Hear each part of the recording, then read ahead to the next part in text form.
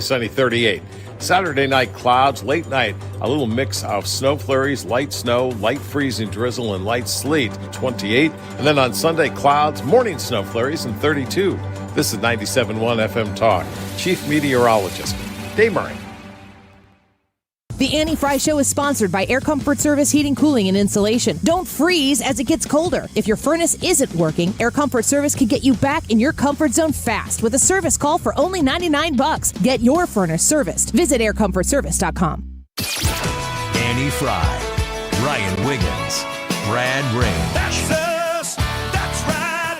Gotta love this American ride. What do you want from me? I'm not America's sweetheart. For goodness sake, kid. Keep your voice down. Your father's listening to the radio. I'm not America's sweetheart. This is the Annie Fry Show on 97.1 FM Talk. Well, it's Friday. Hooray. Well, I was. going to take the day off, but realized you had to be here today. Yeah, it's Friday, though. Fridays are fun. Fridays are fun. Big time fun today for Donald Trump, who just received a Peace Award. We're going to get to that here in a second. We've brought Ethan in from the sports department, and before we get Ethan fully taking over the show here, right from the very top, we did speak about you, Ryan, when you were off earlier this week, and Glowingly?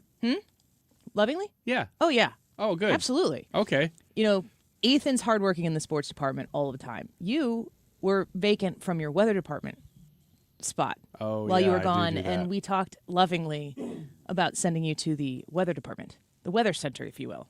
Yeah, I would have done that. You know what we need Usually to do do it is get once. Dave Murray to do it. Once, I think Dave Murray's kind of graduated from that nonsense. I would put myself in that category. I wouldn't. The people Okay. who are like have to stand in the hurricane right by the ocean on a bridge in order to be like, there's a hurricane. Well, that's what we do for Ryan in a snowstorm. So stay tuned for the next snowstorm. The Weather Center is calling, and so is that jacket that you wear once a year. That's all true. Back to the sports department with Ethan. Is this at the Kennedy Center? It looked like a big deal. Ethan informed me before the show started that it's pronounced FIFA. Mm-hmm. Like FICO. FICO. What is the FIFA score there at the Kennedy Center? What is it? The FIFA Cup draw? Is that what it is? It's the FIFA World Cup draw, yeah. So explain it to me like I don't know anything because, you know.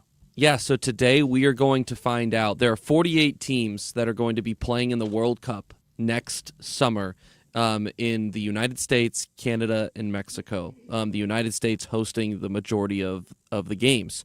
We are finding out today what the group stage opponents are going to be. So how this works is that like pool play? Yes. Is it pool play?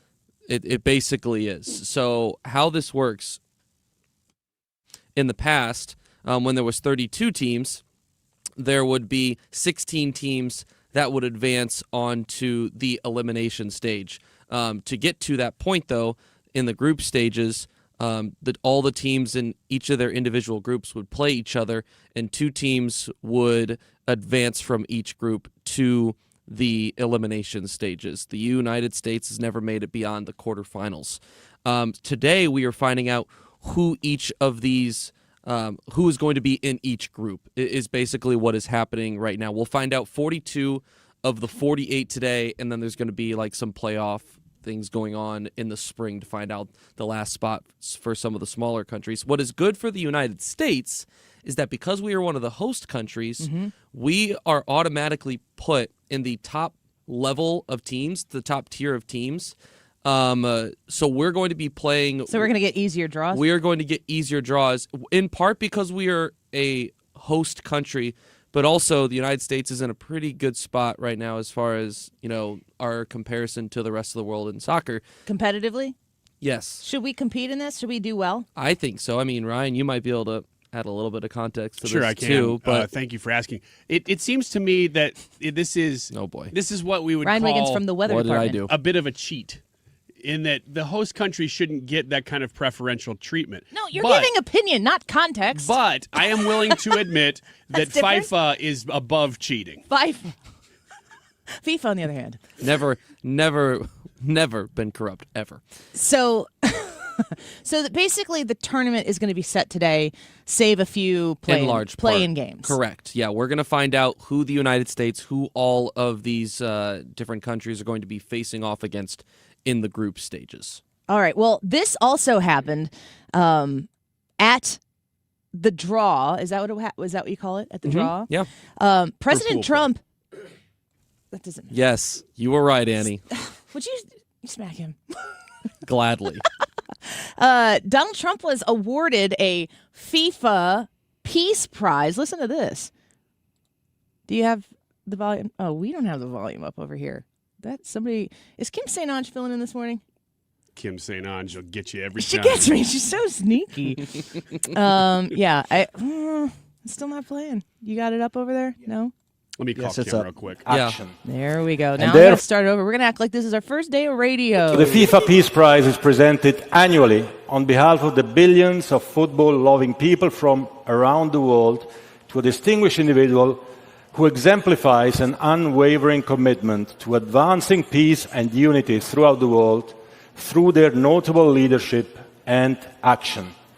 And therefore, FIFA, the Fédération Internationale de Football Association, awards the 2025 FIFA Peace Prize, Football Unites the World, to Donald J. Trump, President of the United States of America, in recognition of his exceptional and extraordinary actions to promote peace and unity around the world. So that's pretty cool.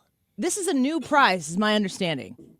Can you, Ryan, expert on FIFA, can you just interpret what he said there after he spoke in English? What he said was that American soccer unites the world in a way that few other sports do. Now, he did it with an accent, and I didn't appreciate that. But he said very nice things about us, about our leader. He doesn't have an accent. Like, that's just the way he speaks. Well, when he speaks English, because it sounds like he's probably from some other nation. And I don't appreciate that. But when the amount of respect that he was showing us via our president was tremendous. Do you think that Donald Trump came up with the idea of a peace prize? I think he said, why don't you put a medal around my neck and make up a name for it? And they said, okay. It's not like he doesn't deserve it. It's not like he's not deserving of acknowledgement for the peace that he has. Let's listen to some more of it. Friday, December 5th, 2025.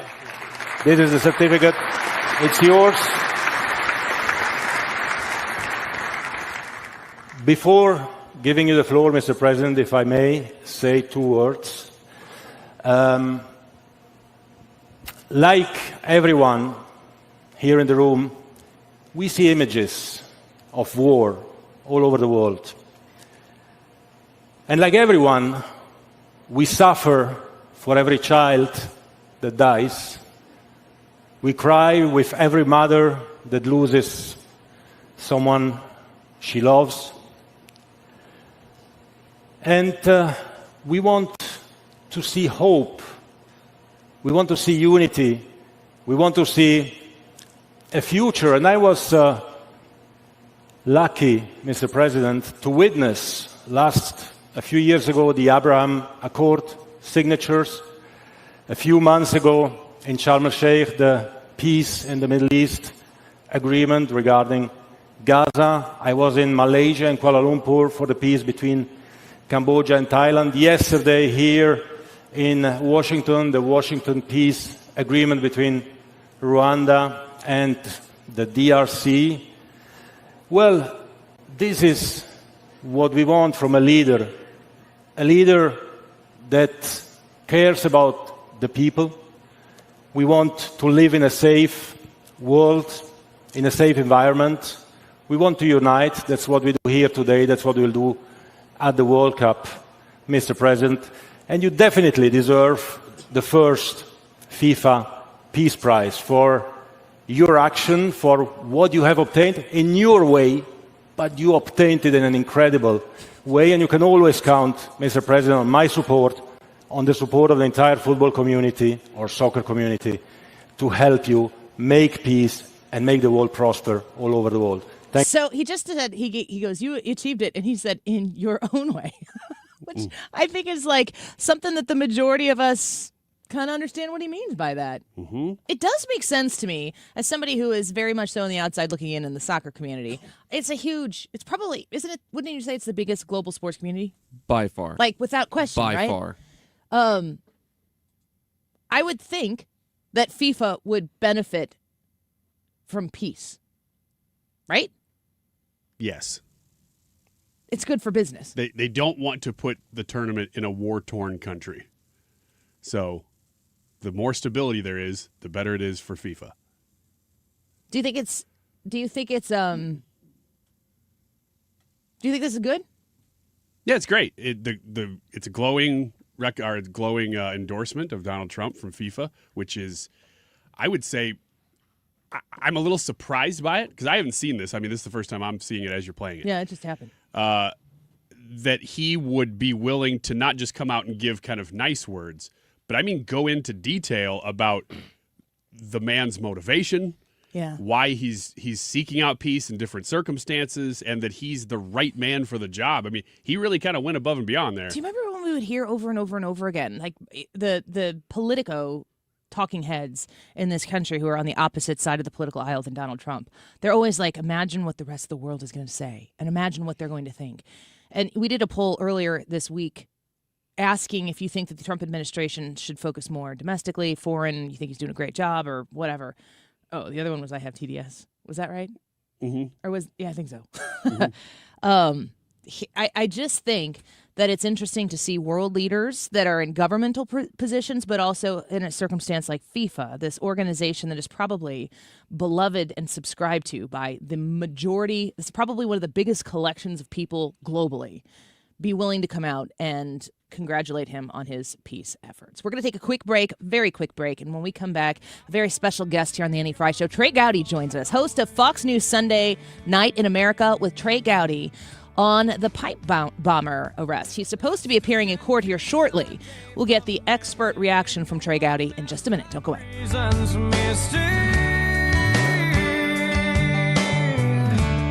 Without hesitation, recommend that anybody work with ThrottleNet. The experience will be as good as it's been for us, for anybody, because you'll get a true partnership and you'll be able to rest easy that you're going to get the service that you need while they're also doing all those things that you don't want to have to think about, that you don't want to have to worry about. They're always doing that in the background for you. Don't wait for your next IT crisis. If your business depends on technology, you need a partner that's got your back. Contact ThrottleNet.com to get a free IT evaluation and see how we can support your IT everything. Sponsored by Progressive. We make the claims process easy so you can get back on the road in no time. It's why over 43 million drivers trust Progressive. See for yourself at Progressive.com. This is the Annie Fry Show on 97.1 FM Talk, St. Louis Conservative.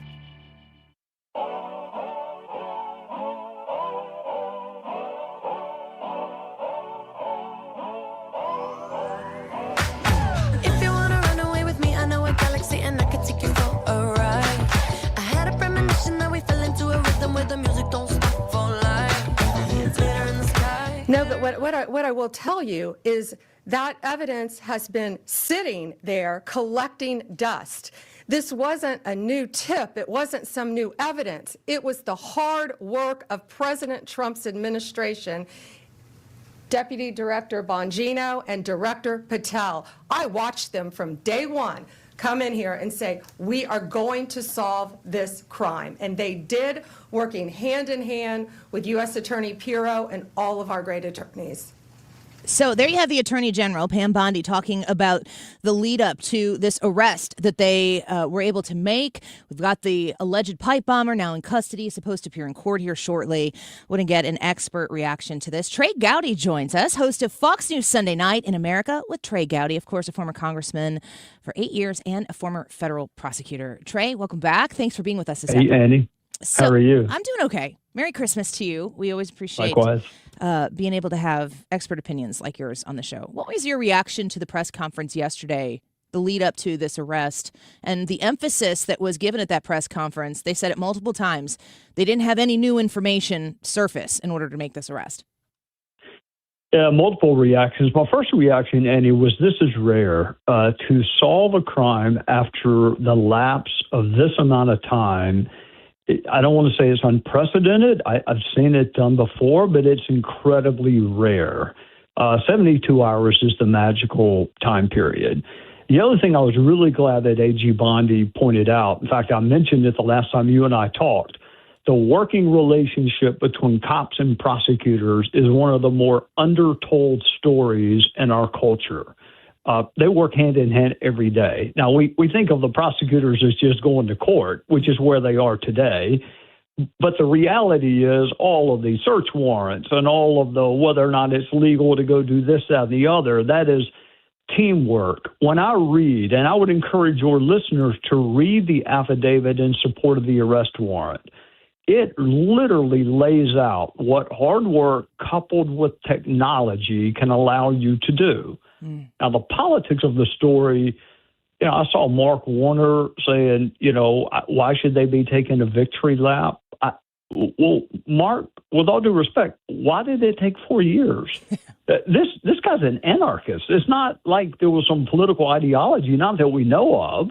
He's an anarchist. He put bombs at both the DNC and the RNC. I would think that'd be a high priority under anyone's administration. One of these days, maybe someone will ask Chris Wray, what were y'all doing for 4 years? Yeah, certainly. I mean, if I don't have even a fraction of the understanding of how these things lay out, which you have explained to us deeply in conversations we had before, and also I want to mention your book, The Color of Death, which is a fiction story based on your in-depth experience of this investigative process and prosecution.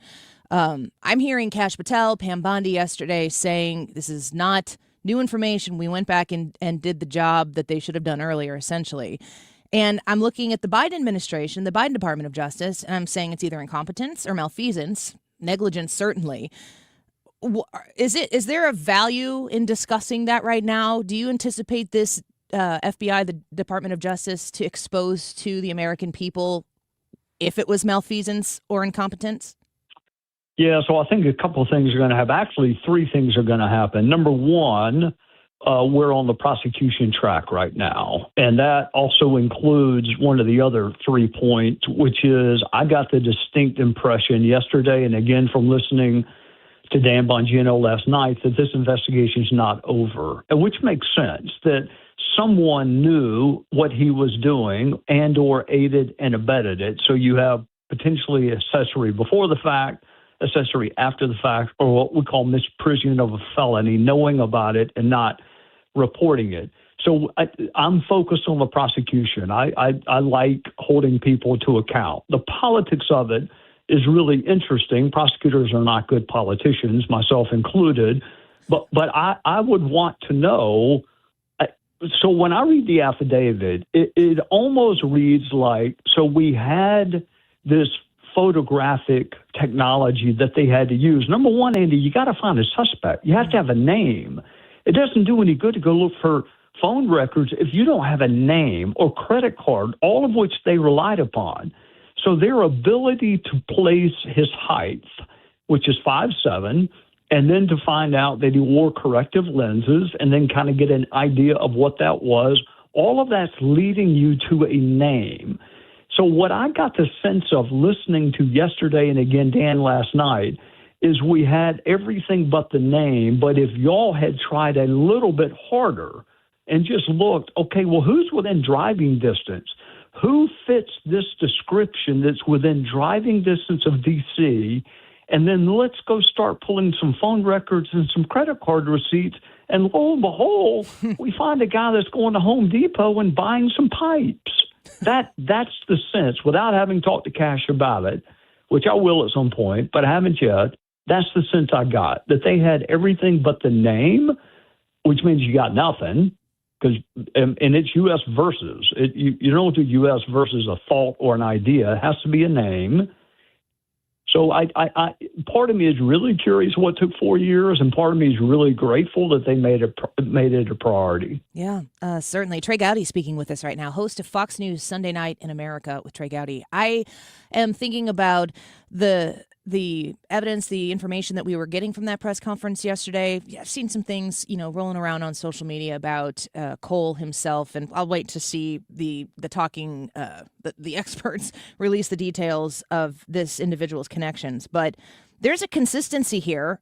In the last 4 years, the Biden administration's Department of Justice, investigative community, we're finding, very important, very material documents in burn bags, in closed off locked rooms or whatever, phone spying by Jack Smith and the lot.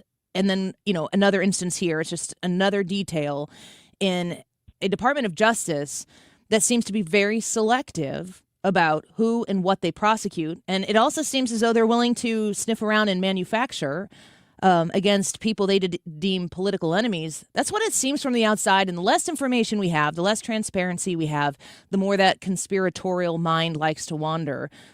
You're a facts-based guy. Do you have any of those conspiracy types of thoughts when you're looking at the history that we've seen?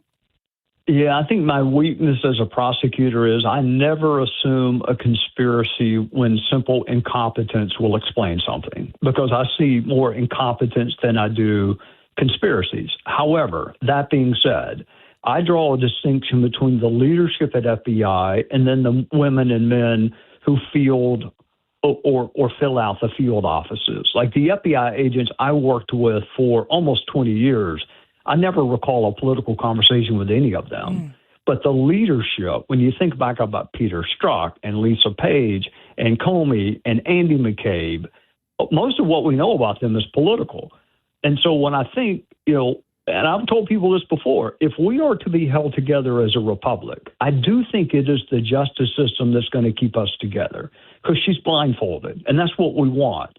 And then Comey, this image of Comey on stage trying to sell books, admitting that he treated Donald Trump differently from the way he would have treated Barack Obama, he did more damage. He was taking a victory lap after his indictment was temporarily dismissed and talked about the damage done to the justice system. And nobody did more damage to DOJ than Jim Comey.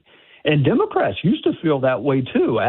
Remember, he's the one that reopened Hillary Clinton's investigation on the eve of the election. Yeah. They didn't like him when he did that. They just liked him when he targeted Trump. And then Chris Wray, God knows, what was he doing? We thought, I distinctly remember the Speaker of the House himself looking Chris in the eyes in a skiff and saying, you can be part of the cleanup crew or the cover-up crew. It's your choice.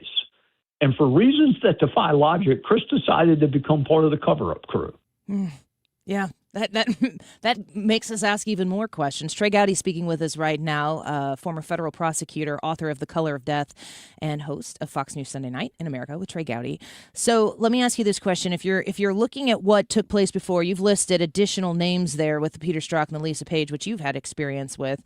Do you feel as though this FBI and this Department of Justice is ripping everything back on the right track? Because I see a lot of politicos on the left saying this is retribution. You think it's getting back on the right track? Yeah, I think it's going to take a while, though. And we didn't get here overnight, and we're not going to get where I want us to get overnight.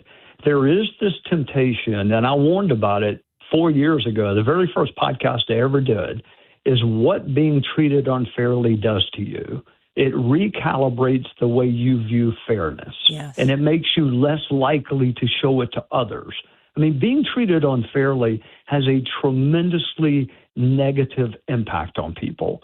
And so we do need to fight this temptation to do unto others as they did to us. I get it. I get the desire for retribution, which is why I trust the jury system. And I know that sounds naive, and juries don't always get it right. But if you believe in small government, and I do, it does not get any smaller than 12 of our fellow citizens deciding whether or not you are guilty. So I do trust the American people. I don't know if we need to change policies and procedures as much as we need to change the people implementing them. Comey was awful. McCabe was awful. Peter Strzok had more bias than I have ever seen in a cop. So we got to get that out. How long it'll take, I don't know. The answer is not to go pay them back. The answer is to show people this is what fairness looks like. Finally, I hear a lot from listeners. People just want to see arrests. They want to see handcuffs. They want to see, bars and jail cells. And I'm always trying to caution people to not hang all of your hopes on that, because it's a very difficult thing to do. And it feels from where I sit that if that does happen, it might not be the figures and the names that you've heard of and there might be, other people who are involved in any sort of these things that might get in trouble for something maybe even ancillary. But do you feel as though we're going to see in the remainder of Donald Trump's term with this Department of Justice, do you think any of those high-profile arrests are going to take place? I do, but then again, just this week the grand jury declined to indict somebody. That is really, really rare. If you can't get an indictment, you're not going to get a conviction. Actually, if you're close to not getting an indictment, you're not going to get a conviction. This is what I tell people that stop me at the grocery store, and they say, "Why is fill in the blank not in jail?" That cannot be the only barometer of accountability that we have in a culture. There has to be shame. There has to be history. There has to be our loss of respect, the fact that we don't respect you anymore. I mean, there was a German philosopher, Nietzsche, who said, "I'm not mad that you lied to me. I'm mad that I can't trust you ever again." Yes. So we got to getting a conviction, unless you've stood in front of 12 people and convinced them beyond a reasonable doubt, it's hard. It is hard to do it. But it's not hard to say, "I don't trust you anymore, and I'm not ever going to give you a position of authority." I mean, Peter Strzok should never, ever have arrest power again. Whether he goes to jail or not, I have to leave that up to the facts and the evidence. What I do know about our justice system is we're not the Russians. We don't say, "Show me the person and I'll show you the crime." That's not the way we do it. Now, that's what was done to Trump. Yeah. But we have got, I think fairness is such a beautiful virtue. It is worth pursuing even when others do not. Amen. I mean, that will save the republic, I would assume.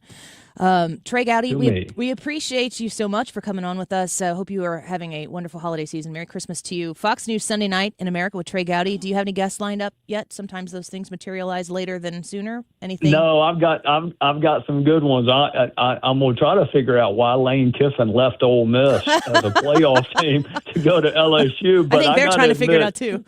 Most people are focused on other things, but college sports has got me riled up right now. Who's your team?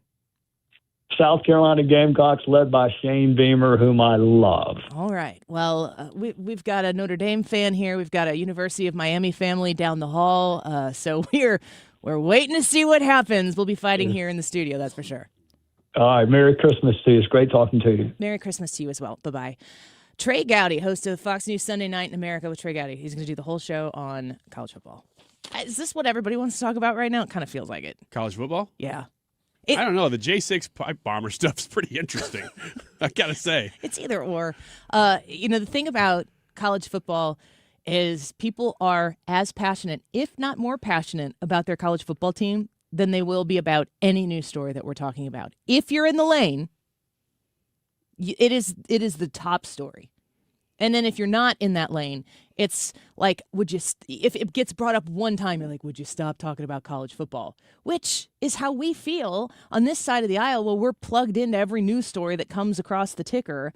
And we know that. And you're like, how can you not care about the fact that the pipe bomber who has been exposed, we're going to talk about that when we come back. This has been a wild 24 hours in details surrounding this pipe bomber individual.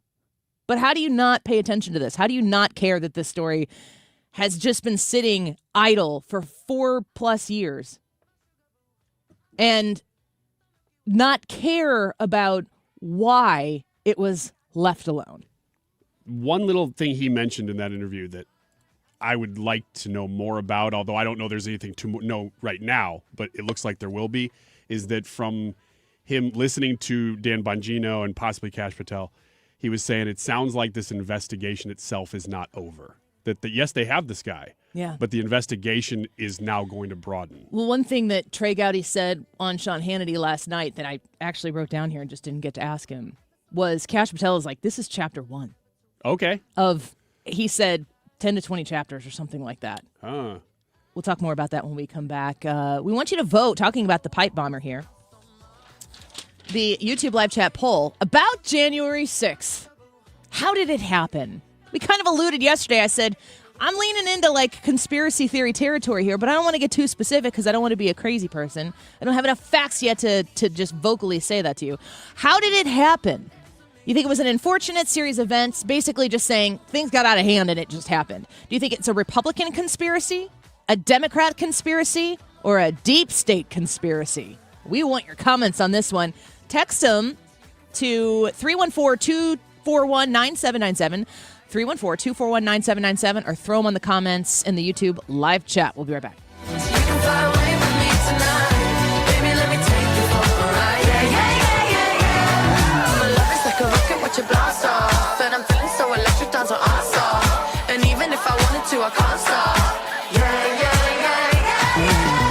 AirComfortService.com, a $99 service call, 24/7 emergency service. It is, what does my phone say right now? I just looked at it and I was uncomfortable identifying how cold it is outside. Oh, now it's saying it's a little bit more. It was like 10 degrees this morning. It was bad this morning. It was really bad yesterday. Super cold.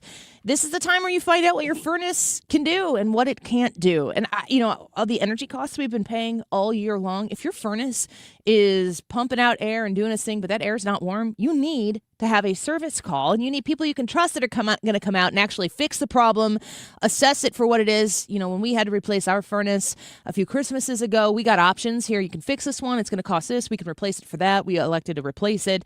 Right now, if you call, put this number in your phone, 314-513-0091, you can have them come out for that $99 service call for only $99. A licensed technician is going to come to your home and do a thorough diagnostic test and check of your system. You can trust the people at Air Comfort Service. In my home, we've trusted them many times. 314-513-0091. Hit them up online, aircomfortservice.com. You've got your whole life ahead of you, so choose a Medicare plan you can count on. And that's what you get with a Medicare Advantage plan from United Healthcare. With more than 45 years' experience serving its members, United Healthcare has plans with low monthly premiums that fit your life today and as your needs change tomorrow. The Medicare annual enrollment period ends December 7th, so go to uhc.com/Medicare today.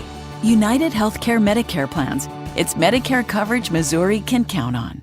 This is Justin Brown with Krentz Financial Group. For over 6 decades, we've helped St. Louis families and businesses plan with purpose and live with confidence. As retirement approaches, one question matters most. How will you replace your paycheck? With decades of experience, we've helped retirees turn uncertainty into clarity through personalized income planning and steady guidance. Our proactive strategies are designed so you can enjoy the retirement you worked your lifetime for, with clarity, confidence, and peace of mind. Your goals, our mission. Start today at kfgadvisors.com. Securities offered through Raymond James Financial Services. Member FINRA/SIPC. Krentz Financial Group is not a broker-dealer. Bold takes, real talk, no apologies. 97.1 FM Talk, St. Louis Conservative.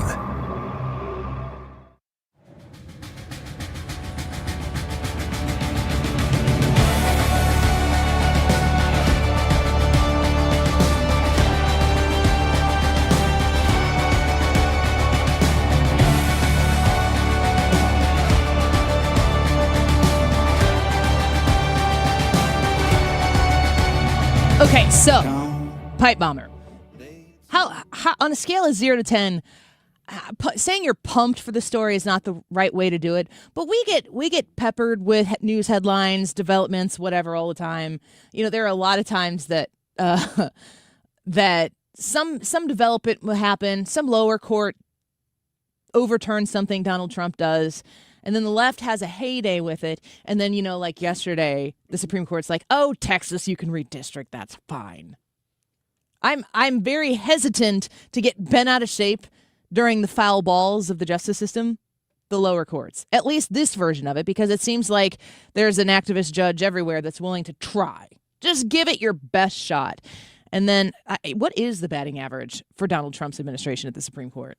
Oh, it's high. It's high. Very high. Because all these activist judges, they get slapped down over and over and over for what they are. They're activists. Yeah, and they continue to do it. They're not going to it's not going to hinder them the next time. Essentially, I think it's a commitment to slow the process as much as they can. Yeah, that's we all can't it is. stop it, but we can slow it down. And so they do. But the pipe bomber story, that development yesterday that they've made an arrest. He's supposed to be appearing in court today. This feels like, and we were just talking about in the last segment about how Kash Patel said this is chapter 1. This feels like a huge first domino to me. So I'm leaning in a little bit more to this because as we were discussing yesterday, when it comes to January 6th, and that is our YouTube poll that we're asking you today about January 6th, how did it happen? Do you think it's an unfortunate series of events? Do you think it's a Republican conspiracy? Did the Republicans somehow come together to make January 6th happen the way it did? A Democratic conspiracy, or do you think it's a deep state conspiracy? You can text us at 314-241-9797 with your comments. If we get a lot of comments, I might take some phone calls. Do you have some? No, but I was going to say it's funny because, well, how often do I disagree with you? Almost never. Almost never. I'm never contrarian for the sake of being contrarian. But I will say on this topic, I'm actually the opposite of you, surprisingly, in that I don't even know what my position. I don't even know the point you're making. What my position is. I might change it by the time you get done here. Yeah, well, let me just talk for a while and go in circles. That's pretty much what this show is. Just go on, do your thing. You're leaning into the story. I'm not expecting much from it. And I'll be pleasantly surprised if something does come from it, which is why when he said, Trey Gowdy just said, well, this investigation is just starting, that's the first time I've been really, ooh, okay. That's what they said all day yesterday. That was the whole press conference. Well, the press conference was a lot of them patting themselves on the back. Well, that too. But the only other thing that they said yesterday was, that, we talked about it on the air. You were here with us. I know. Well, I was. Guys, Andy, he's are okay. you on the ladder? He fell off a ladder. He hit his head. He's fine. They said two things. A, we worked really hard on this. And we're going to tell you everybody who was working hard on this. B, all of the details that we used to make this arrest were already there. And they repeated that over and over and over again, which, as we discussed before, and is like the key to how we started the show yesterday, which is me thinking, like, I just think that there's way more to this story than we've ever been permitted to talk about. You remember we were all told to shut up? And you talk about January 6th.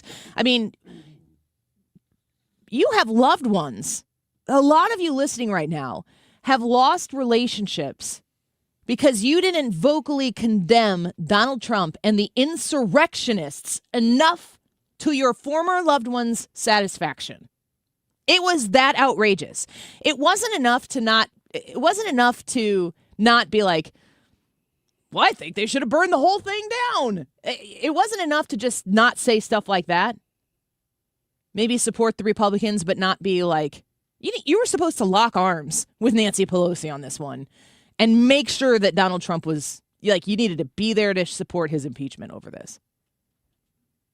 To know that that's the way it was for so long and we weren't allowed to question it makes me want to question everything tenfold. But there have been no developments. Not for 4 years. All there has been is, which I feel like that's what we're getting to here, a lack of evidence in any way, shape, or form that proved that what they were saying was the only possible lead up and outcome of January 6th, which was that the Republicans did this, the Proud Boys, the insurrectionists, Donald Trump himself told people to storm the Capitol. I almost said castle, but kind of, you know. That there's been no evidence. There hasn't been an effort. And I really believe it's intentional because they'd rather the conspiracies simmer. And if you don't engage in an investigation, if you don't talk about leads and everything, especially when you find out that the person was a black guy from D.C. who's an anarchist and who worked with very far leftist groups in hatred of our government, I mean, boy, everything crumbles immediately. They got years out of lack of information by people whose job it was to foment. And the consequence wasn't just the security of the republic. The consequence was your relationship with your family members, was your relationship with your close friends. Because somehow or another, January 6th, you know, like TDS, I put January 6th almost beyond TDS. It's on the other side of TDS. January 6th was a litmus test for so many people who previously hated Donald Trump. January 6th was the be-all, end-all, evidentiary, factual, right there in front of your face way that those people on the left, like the ladies on The View, perfect example, a collection of very, very angry meemaws sitting there at a table who could just say, January 6th, say no more. They felt like that was the mic drop on the moment that took TDS and threw TDS away, because now we have factual information that I haven't been deranged this whole time. You have. And listening to Kash Patel and Pam Bondi, Judge Janine yesterday. Do we still call her Judge Janine? She's Prosecutor Janine, DA Janine. I'm sure she responds to Judge Janine whenever she's listening to the show. Yes. That's me. We hear all of these people repeat to us that this all has been sitting there, idle, ignored. And this is only the beginning. That's what they've said repeatedly. Only the beginning, which to me is the big domino that I think is going. We're going into the Christmas holiday here, so it'll be interesting to see how they choose to, from a PR standpoint, release information to us. I hope you're not right on this. I hope I'm right. I hope that this is what I think it's going to be. I just don't know why you would think that. You just think they don't. You think they're posturing? No, I only hear Ron. No? No. I've just been down this road too many times, and I'm not saying that means that the next one won't be the one. Maybe this is the one that really breaks things open, but we've just not seen a lot. I'm just withholding my hope. It's what you usually say. It just sounds like you're jaded. Yeah, I think that's probably right. A lot of people are jaded, but we are in a position where the jaded nature of what we've come from is the 4 years where evidence like this was going unchecked. That hasn't been the case. I'm very happy that this development has been made and presented to the American public in year one. Because regardless of what happens with, if the House ends up going Democrat, which I will tell you right now, you should prepare yourself for that to happen. If the majority stays balanced the same and the Republicans still retain even the slightest majority, that is a huge deal. I do wonder, is the Democrat congressman from Texas that Donald Trump just pardoned, is he running again? Do we know that? Can you find that out, Brad? Because is the Democrat, do you know this guy? Well, I've heard the story. The President Trump just pardoned a Democrat congressman. He came out and defended the president's acknowledgement that we have a border problem. He's like, yeah, we need to do something about this. He went against the party. He spoke out. It wasn't so much like it's like he wasn't wearing a red hat around the district. But he came out saying, we have to do something about immigration and what illegal immigration and what is being done under the Biden administration is a problem. And then they opened up an investigation on him. Politico says that it's Henry Cuellar's, I think, who you're talking about, and it says he will seek re-election. Yeah. This is 2 days old, following glowing praise. The veteran Texas lawmaker shocked Republicans, and he said he will seek re-election. So is he the one who just got the pardon, though? Yes. You're certain? Yes. So he's going to run again. He's a Democrat. The Democrat who just received a pardon from Donald Trump was asked, are you going to switch parties now? And he's like, I'm a conservative Democrat. No. Imagine a razor-thin majority where the Democrats have just a converse. Is that guy going to vote for impeachment for Donald Trump? Good question. Smart move. President Trump. Playing what Kamala Harris might call 3D chess. Ooh, three-dimensional. I always just did it with paper. Paper is still technically three-dimensional. Well, okay, fine. For some. And she said it like this, playing 3D chess. And we're all like, that's not it. That's just chess. Just, that's checkers. All right, let's take a quick break. Be or not the bee next here on the Annie Fry Show. Don't go away. A newborn king to see, pa-rum-pa-pum-pum.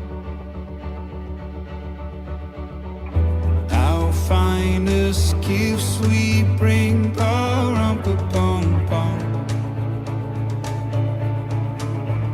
to lay before the King, pa-rum-pa-pum-pum, rum-pa-pum-pum, rum-pa-pum-pum. So to honor him, pa-rum-pa-pum-pum, when we come. HomeshieldFoundationRepairs.com. Matt Hayes at Home Shield Foundation Repair. He's created this business because he's got a lot of experience working with foundations, and he wanted to do the business the right way. And he'd seen how a lot of people in this industry would go about things, and he's like, I think I can offer people a better experience, a better service. He certainly is an expert on the foundation repair. And so we created Home Shield Foundation Repair, family-owned business right here out of St. Louis. And they can service all of your concrete foundation needs. If you've got cracks in your concrete outside, if you've picked that up and realized they're worse than you thought while you're trying to shovel the snow, you can get that concrete leveled out through a system called polyjacking, where they take a polyurethane foam, inject it under the concrete, and raise it up and level it out. They can do it in a day. And they make it so that you don't have to deal with the trip hazards that exist anymore, that you don't have to worry about mom and dad coming over and shuffling over it and breaking a hip. It comes with a 5-year warranty as well. Call Matt Hayes at 314-227-9636. That's 314-227-9636. HomeshieldFoundationRepairs.com. Visit 971talk.com/events and enjoy Trans-Siberian Orchestra, a Christmas tradition at Enterprise Center December 23rd. A portion of the proceeds benefits Siteman Kids at St. Louis Children's Hospital. Visit 971talk.com. 250 years ago, a promise was made to connect families and friends near and far. And during the holidays, that promise is more important than ever. That's why USPS is building a better network to meet your needs with timely deliveries, easy and affordable ways to ship, and everything you need to make your season full of holiday cheer. Our purpose is delivering your peace of mind, knowing your love will arrive, bringing joy to all. The United States Postal Service. Learn more at USPS.com/holidays. Hey guys, are you dealing with low energy weight gain or issues in the bedroom? Game Day Men's Health is the premier men's health clinic in the St. Louis area with locations in Chesterfield and O'Fallon, Missouri. They specialize in low testosterone and sexual health, and they also help men and women with medical weight loss, vitamins, and peptides. They offer free consultations and testosterone tests with results in about 20 minutes. Get in, get answers, get back to the top of your game.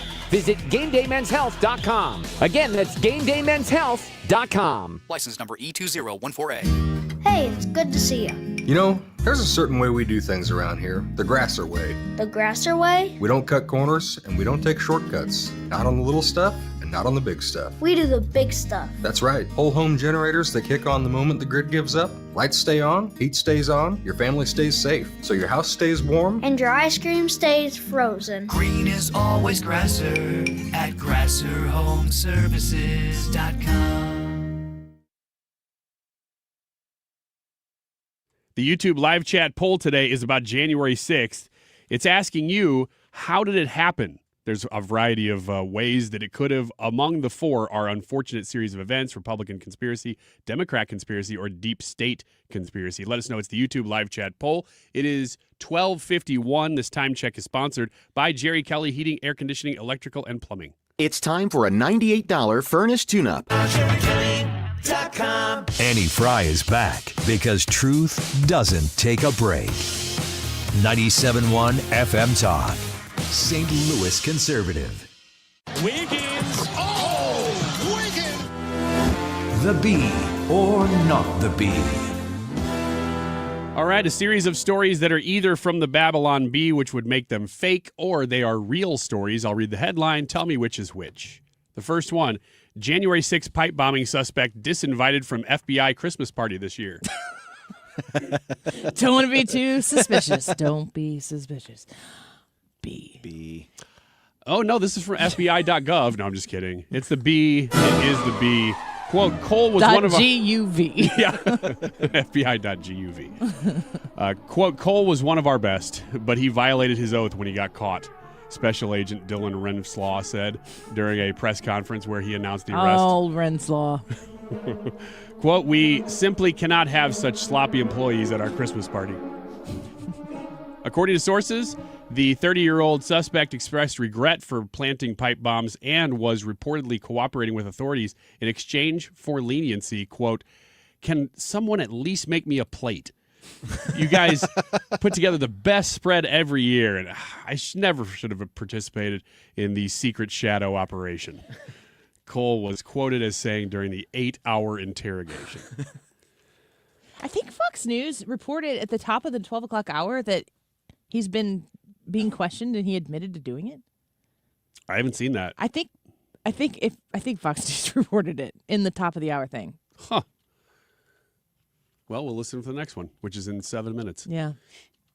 L.A. mayor celebrates major milestone of one home being built after the fires. That sounds like something Bass would do. Real? Yeah, this one's real. This is real. Like the first, we did it once. This is real. Listen to this. On the Friday before Thanksgiving, Los Angeles Mayor Karen Bass announced a quote-unquote, in her words, major milestone in the recovery from January's wildfires. January's wildfires. As in almost a year ago, that raised 13,000 homes across the region. A 4-bedroom house in Pacific Palisades had received its final approval from the city. Not that it's been built. It's received its final approval to be built, making it the first house to be rebuilt after the fires. That's right. L.A. Mayor Karen Bass publicly announced that 11 months after a fire burned down one of the richest neighborhoods in America's second largest city, the government red tape has finally allowed for one home to be approved There to be are built. so many California Democrats running for governor right now that Steve Hilton has a shot. Oh, yeah, there's 2 Republicans running in that jungle primary. Well, Steve Hilton is in the lead. Yeah. Eric Swalwell just jumped in. Can you imagine being in California and being like, oh, finally, Swalwell? Right now, according to polls, and it's way early, both of the Republicans are leading the rest of the Democrats because there's so many Democrats running. Yes. What are they doing? And if both Is Krabby Republicans Pants win, still in it? who's that? Oh, Katie Porter. Yeah. Yes, she is. It would have been cooler if we couldn't have remembered her name. But good job, guys, because I couldn't. You're welcome. Eric Swalwell or Katie Porter. Yeah. Which one do you want? Right pickings there in California. Oh, by the way, this one home that was approved is a show home. Oh, God. It's not even a real house for somebody to live in.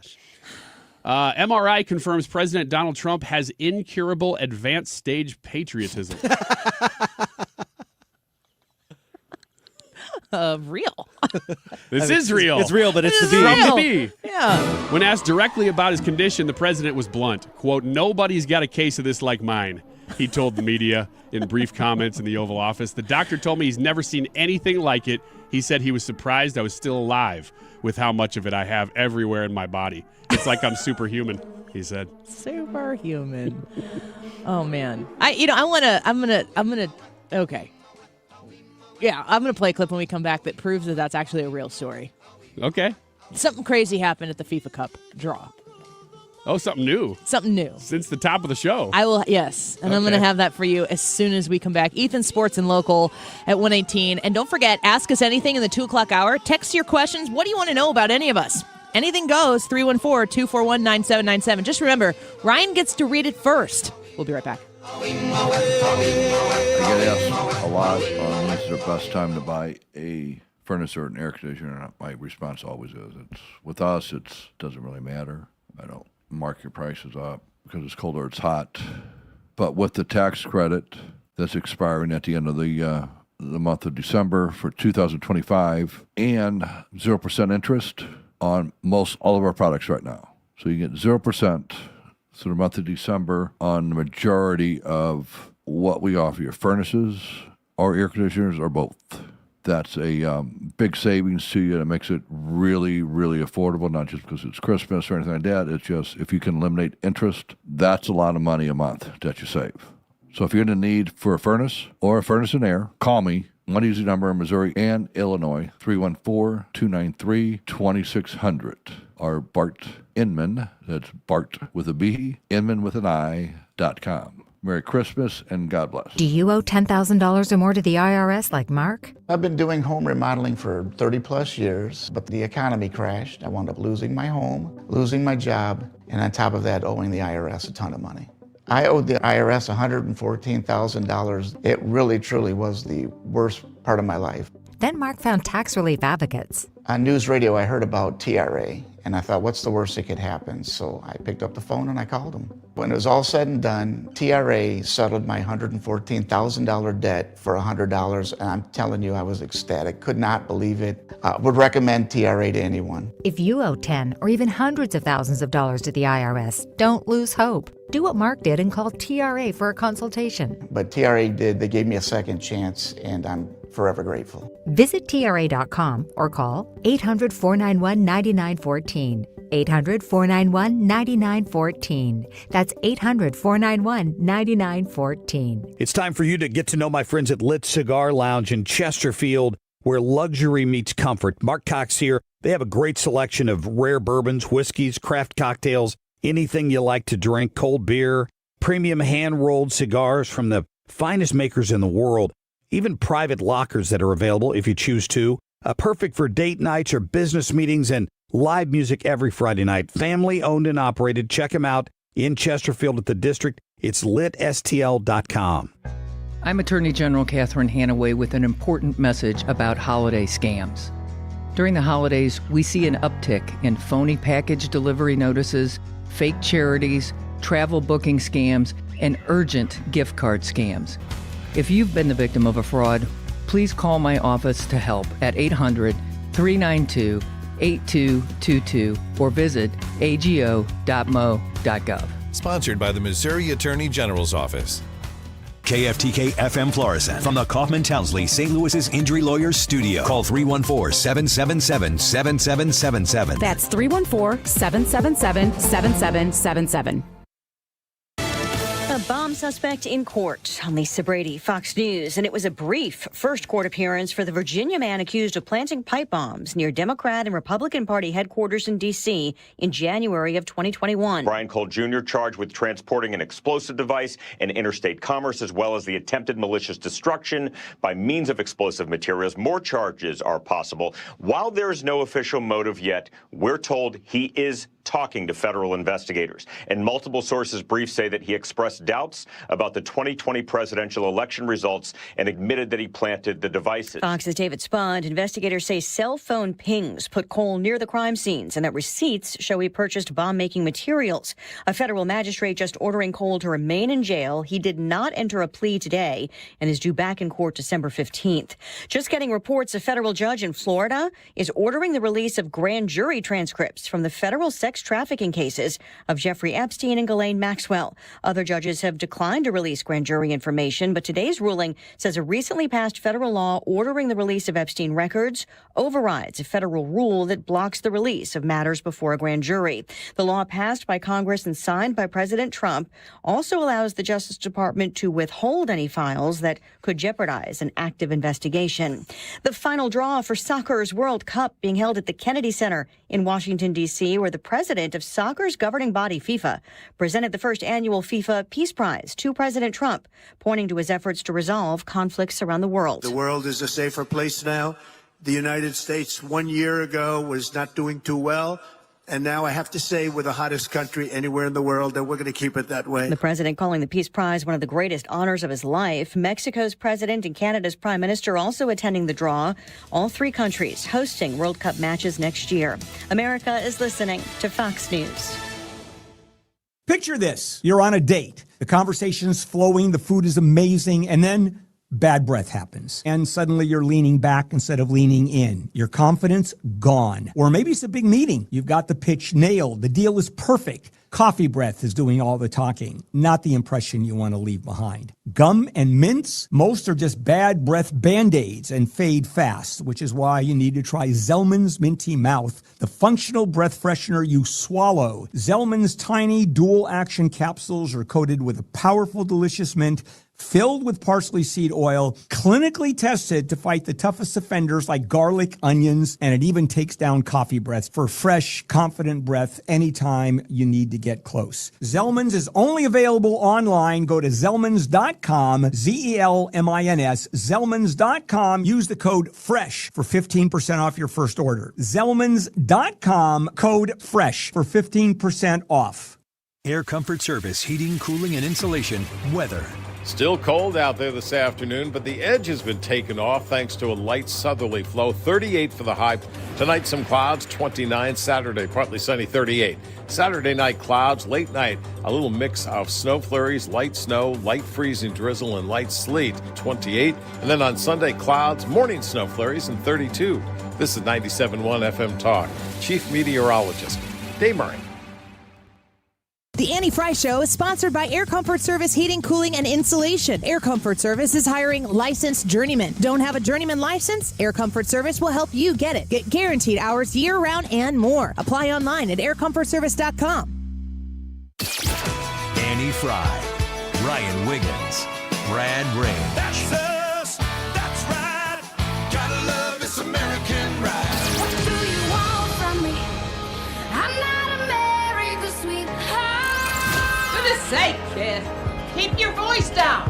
Your father's listening to the radio. I'm not America's sweetheart. This is the Annie Fry Show on 97.1 FM Talk. Okay, so we talked at the beginning of the 12 o'clock hour about the FIFA World Cup draws taking place at the Kennedy Center today. Is this a big deal in your mind that, I mean, FIFA was coming to the United States for the World Cup, North America or whatever, before Trump started this term, right? Yeah. And the Olympics too, right? I think that LA? all predates. Did he get those deals done in his first term? Well, the Olympics he did. I don't know about FIFA though. Well, it's wild. President Trump is offered the opportunity to participate in the draw. Now, I don't really understand the draw. Ethan was educating us about it at the beginning of the show. You're a soccer guy, Ryan. They are basically, I'm going to speak it in the terms that I understand, setting the pools for the World Cup. Yes. So they do it by literally drawing pictures of mascots. No kidding. Names out of a hat, right? As far as I understand it. And did he say in the beginning, did Ethan say at the beginning there are 48 spots? Mm-hmm. Yeah. 48 spots. So Donald Trump is going to draw just here at the beginning the top teams. But let's see. Are you sure? Who does he draw? Are you sure this is the ball? You can still change it if you want. Does he know something that I don't know? Let's give it a shot. So it's a ball that he's pulling out of this bucket, and he's got to open it. So it's not like he could look in there and see, everything is concealed. Let's set the stage here, because what I can see on the side of the screen is that, no? Well, I don't know what you're going to say. Well, I don't know what I'm looking at. Well, then how are you going to explain it? Let's just listen to it. I can tell you I can see. He opens the ball, and he pulls out the draw. And this is shocking. And who does he pick? United States of America. Excellent. So Donald Trump, out of how many had been picked at that point? So Is that the first one? This didn't really tell us that much. We already knew that the U.S. was going to be in pot one, so I talked about those tiers of the quality of teams. Yeah. They break up the 48 teams, or the 40, however many they know at to this point, into 4 tiers. They call them pots. So the top 13 teams are basically going to be like the 1 seeds in their groups. And we already knew that the United States was going to be in pot 1. We just didn't know which group they were going to be in. So this was President Trump saying, out of 13 teams that he drew, how many balls were in there that he was going to draw from? We already knew that they were going to be in pot number 1. So this, because they're a host country. So this wasn't like that much of breaking news. All this was really saying is like, okay, the U.S. is going to be playing in Group D. That's going to be their number. So that's not the question, Ethan. I don't get what you're asking then. I'm saying that he randomly out of the options that he had, that he drew the United States I don't know what the odds just of that think are. it's a dumb story, and you came in here to say it wasn't that big a deal. Good grief! One of 13. Happy Friday to everybody. I assumed that he was going to draw is this the only one he drew? I assumed he was going to draw a few of them, I guess. I couldn't tell from looking at the screen why it already had Canada and Mexico on the side. Because we're all the host countries. That's why. Oh, that's okay. So it's North America. Okay, we are never talking about soccer on the show again, because I certainly don't know what I'm talking about, and when I talk about it, I just get proven that I don't know what I'm talking about. If he only drew fail. one, then it is kind of ironic then that he picked the U.S. But I just didn't know if he only picked one. I still don't know. After all this, yeah, we do maybe have the worst segment of radio I've ever. This is still going on, but we do have updated information as to who the United States is going to be playing in their group. Rick says it's football in the rest of the world, Annie. Well, we aren't the rest of the world, Rick. Yeah, you're I don't here, give a Rick. crap. Actually, by the end of this, Donald Trump's going to have everybody calling it soccer. That's right. It's really the whole point. We're going to take over the entire FIFA world and force everybody to call it soccer, because football is a ball you use your hands with. Yeah. Unless you're a kicker. Unless you're a kicker from the Giants. And then you just kind of don't.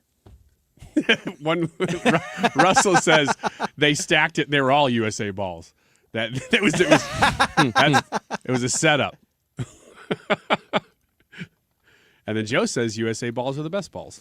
Obviously. All right, we know who the U.S. Ethan, is. stop. No, stop. we're not doing that? Do you have new information? Yes, this is new. Okay. This is breaking news. All right. We know who the U.S. is going to be playing in their group. They have announced that Australia and Paraguay will be two of the countries, and then that playoff that I talked about in March will decide the third team. So we know two of the teams that the United States will play in the upcoming World Cup. Discuss. How do you like the chances against Paraguay? Oh, we're going to do it. Brad's not willing to discuss. He's like, I'll ask the questions here. Yeah, let's do this. Ethan and Ryan fight it out for being the biggest expert. I'm going with the USA here in this one. The US of A, baby. Yeah. You too? I'm all patriotic today. All right. USA it is. Pencil it in my bracket. You guys doing any fundraiser brackets this year for the FIFA? Do people do that? I don't know. Maybe. I'd be willing to. When's the actual tournament? Is it called a tournament? When's the tournament, Ethan? We don't even know. My God. I've tried 3 times to start changing the subject, and as soon as I get ready to do it, someone's like, "We have an update," and then we give the update, and then nobody has any even intellectual question to follow up other than Brad's. How do you feel about that? Mid-June. Mid-June. Where is Paraguay, Which year? Brad? Next year? 26. Yeah. Oh, don't say it like I should know. Don't say it's like 26, dummy. You can't. I don't know any of this stuff. I didn't think I said it any sort of way. No, I felt it. You did. See? Thanks, Brad. You're welcome, Amy. A little support here on the show. I started this segment with a clip that was just supposed to be the genesis of the big news story of the day for people who care about soccer and Donald Trump. And Ethan comes in and he's like, that's completely ridiculous. That's not what happened. I don't think that's what I said. Were all 48 teams in that bucket that he doesn't know. You don't know. No, they were not all in that bucket. Now you know? I never said I didn't know. How many were in there? That was 13. my initial question. I asked you 13, and you said you didn't know. I am. So he had a 1 in 13 chance. Stop fighting. He had a 1 in 13 chance of pulling the USA you're just ball uncomfortable out. because you're not in it. You're cool with it when you're in it. I think we've come full circle. So he had a 1 in 13 chance of pulling that ball out. Yeah, but are you saying that all the balls were USA balls, which would make them the best balls? Some people are saying that. Some people say. Some people say. I know. And then we are still waiting in a completely unrelated but near adjacent move for Donald Trump to talk about the ballroom and the big, beautiful balls that they will be hosting there. We are still waiting for that. It needs to happen. Speaking of Ethan, you want to bring it back to soccer? I'm not going to speak. Which country is older, the United States or Paraguay, Annie? Yep. I choose USA. You're correct. Isn't the United States one of the youngest countries in the world? I don't know. Paraguay was formed in 1842. Oh, Paraguay is younger? Yeah. Okay. Good guess, Annie. Yeah, so we probably have a little bit longer soccer history than they do. Back to our founding fathers. We are talking about soccer again. Doing I have my a best. really good. I'm doing my best. I have a really, really good topic that I want to cover, and I can't now. Why? Because we have to do Ethan's segment next. Yeah, we do. And we got to get We like don't through have another to do 3 it. minutes, you know? Yes, We're we in do. kind of a dead zone No, here. we could break early. We got so much more soccer content though. We're in a deficit. I should have done a poll today about how many of our listeners are excited about the FIFA World Cup. Mm-hmm. Do you think it would be over 50%? No. Do you think it would be, Ethan? No. Really? No. Brad? I think it might be. You I'd guys put should it fight at about maybe that. 25. 25%? Oh, no, I bet it's like 51. Both of you were wrong. The answer was 30. Anyway. That could be tomorrow's poll. What would the percentage be in this room? Is the question, are we excited about Are the we World excited Cup? about the World Cup? I'm not excited about it. Brad? Yeah.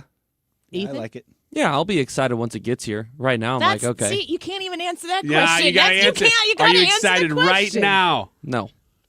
25%. Brad. I'm excited about it. I like the World Cup. What do you know about it? More than Well, us? I know it starts off with pool play, and then the best teams that come out of pool play then go into the knockout phase, and then they knockout phase, and then they do the final phase, and then the winner is the best soccer team in the world. Fun fact. Football Lead team. singer of Pool Play, Chris Martin. Breaker of hearts. We're going to get fired. Heck yeah, we are. You know FIFA runs the world. Yeah, That's behind true. all the thrown elections of China and pronounced Venezuela. FIFA. Look at Donald Trump dancing. There's a weird angle That is a shot weird on him. angle. All right. I am so excited to talk about the pipe bomber, but it's going to have to wait to the bottom of the hour. We're going to hand this over for sports and local to Ethan here when we come back. The YouTube live chat poll about January 6th. How did it happen? Was it an unfortunate series of events, Republican conspiracy, Democrat conspiracy, or a deep state conspiracy? Go to the Annie Fry YouTube channel and vote. Give us a comment as to why you voted the way you did. You can also text essentially Ryan, because he's the one who gets to read them first, at 314-241-9797. Betsy says on our YouTube poll, as much as I want to answer Democrats only, I think it is both. Hopefully I am totally wrong on this. Ron says, well, Are you calling from a ladder? I voted Dems on today's poll, but given politicians are a direct reflection of our culture, we are in big trouble. All right, keep sending us your comments. I'll get to a few more of them here as we go throughout the show. We'll be right back.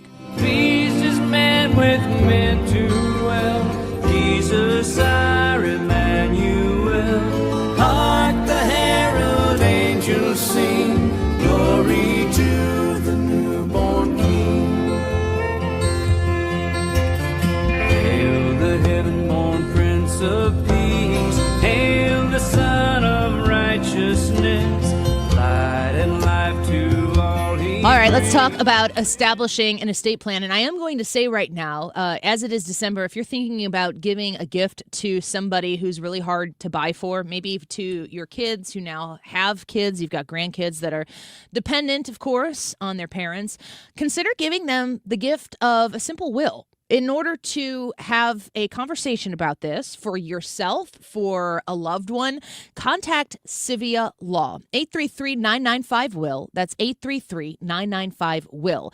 Todd Civia and Civia Law are located on both sides of the river. So you can visit them in Missouri. You can visit them in Illinois. You can do Zoom meetings, the whole 9 yards. 833-995-WILL. When you call that number, if you mention my name, Annie, when you call, tell them that I referred you. They'll waive that initial strategy session for you so you can go down and have a conversation and talk about establishing a trust, defining those powers of attorney, and avoiding probate, which is going to cost you money and time at a valuable point in your life. 833-995-WILL. Be sure to mention my name, CiviaLaw.com. Gain peace of mind that your flooring and carpet installation will be done right the first time when you hire the experts at Michael's Flooring Outlet. They give all their clients attentive personal service, even bring toys for the kids of the household. It's a family-owned and operated business for 25 plus years. They make sure you make the right choice for your home. So if you have carpets or hard floors, you're going to be happy for years to come. 3 convenient locations in St. Charles County, 116 Main Street, in Old Town St. Peters at Mid Rivers and Highway 70, in West County on Olive, and the store in Darden Prairie. Michael's Flooring Outlet, IGotFloor.com. When storm damage strikes, or it's just time for a new roof, call the team you can trust at C. Marion Roofing. Licensed, insured, and MBE and lead certified. They specialize in roofing, siding, and gutters for both homes and businesses. From start to finish, they'll handle your insurance claim and get the job done right. Fast, reliable, and with quality you can count on. They even offer bathroom remodeling and free same-day estimates. Call C. Marion Roofing today at 314-399-2140. That's 314-399-2140. C. Marion Roofing. Built on trust, quality, and care. Sponsored by Progressive. We make the claims process easy so you could get back on the road in no time. It's why over 43 million drivers trust Progressive. See for yourself at Progressive.com. You're listening to The Annie Fry Show on 97.1 FM Talk, St. Louis Conservative. Hold up. Check it out. Sports and local. Flying High with Ethan the Space Manafort. Oh my God. A+. Thank you. Did you come up with that on your own? I did. In my imagination, you lay in bed thinking of Ethan and new intros. I do. And I just giggle. Ethan, do you lay in bed and think of Ryan Wiggins? I think you asked me that question when he was gone. Did I? That's a really weird question to Very ask. firm come up no. a lot. Very firm no. Don't say firm. Do you lay in bed and think, no, that's a firm Right, no. let's do sports and local. In fact, let's talk more about soccer. Anything. I'm getting itchy. What's going on in soccer? Yeah, tomorrow we will find out where the games will be played, so which locations each of the matches will be at. So we'll find out which games will be in Kansas City. Does Trump stand up in front of people and pick out balls again? I highly Do they doubt all it. say USA? I think we picked enough balls. Are there 13 of them? Baker's dozen. Oh, boy. Well, if I were to ask you guys how many teams in hockey didn't have hockey. Good. 10 wins this year, Oh, no. how many would you guess? I'm good at taking tests. I would guess 1. Brad? 2. Wiggins? 3. It is 1. 6 or 7. I knew it. Anyone want to guess what that team is? No. Nope. Nice hat. Nope. Yeah. What are you? Yeah. What are you wearing? I like right your- now? I am I like repping- your hoodie. I am repping the St. Louis Blues. Who are you wearing, Ethan? The St. Louis Blues. Ethan, do you lay in bed and think about Ryan Wiggins? Is there a word stronger than firm? Can someone look up synonyms? No. of No. Don't look up Abort mission. firm. Oh, that's a hard no. synonyms. Very hard. Hard. That's a solid, rigid no. Gentlemen. Unyielding. Solidified. Hardened. You got any other stories there, Ethan? Spaceman? Blues lost last night 5-2 to the Boston Bruins. Real question, Ethan. What's the problem? Is it? I mean, That's- sometimes you're not good enough. Last night, Jim Montgomery was asked, the same thing that he's been asked far too many times. Was the question? Do you lay in bed and think of Ryan? Was the question? What's the problem? Yes. And Wouldn't he it be gave awesome a very if that were the he gave a very firm answer. Did he? He did. He said that it continues to be an effort issue. That's terrible. That is It is. terrible. That's the worst. How do you say that as a coach? He was then asked a follow-up question saying, "Are you concerned?"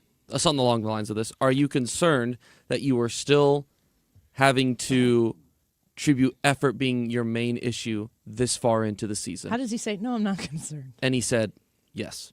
That is literally all he said. Man.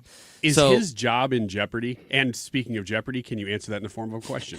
What is Guys, 3:00 is going to be a mess. We're going to burn this station down before Mark Reardon even gets his microphone. The round table is going to have to put it back brick by brick. You shook your head no, though. Is he not? In the offseason, I want to know the answer. In the offseason, Jim Montgomery signed a 5-year extension. He was brought in. Didn't Lane Kiffin have a longer contract? He was just given a 7-year extension. with Oh, LSU. it was only 7. Yeah, just 7. 5-7. 6-7. No. Gosh, Ryan, you make it so hard to do this sometimes. Oh, there he went again. Yeah, you keep saying that word. Make it so firm to do this sometimes.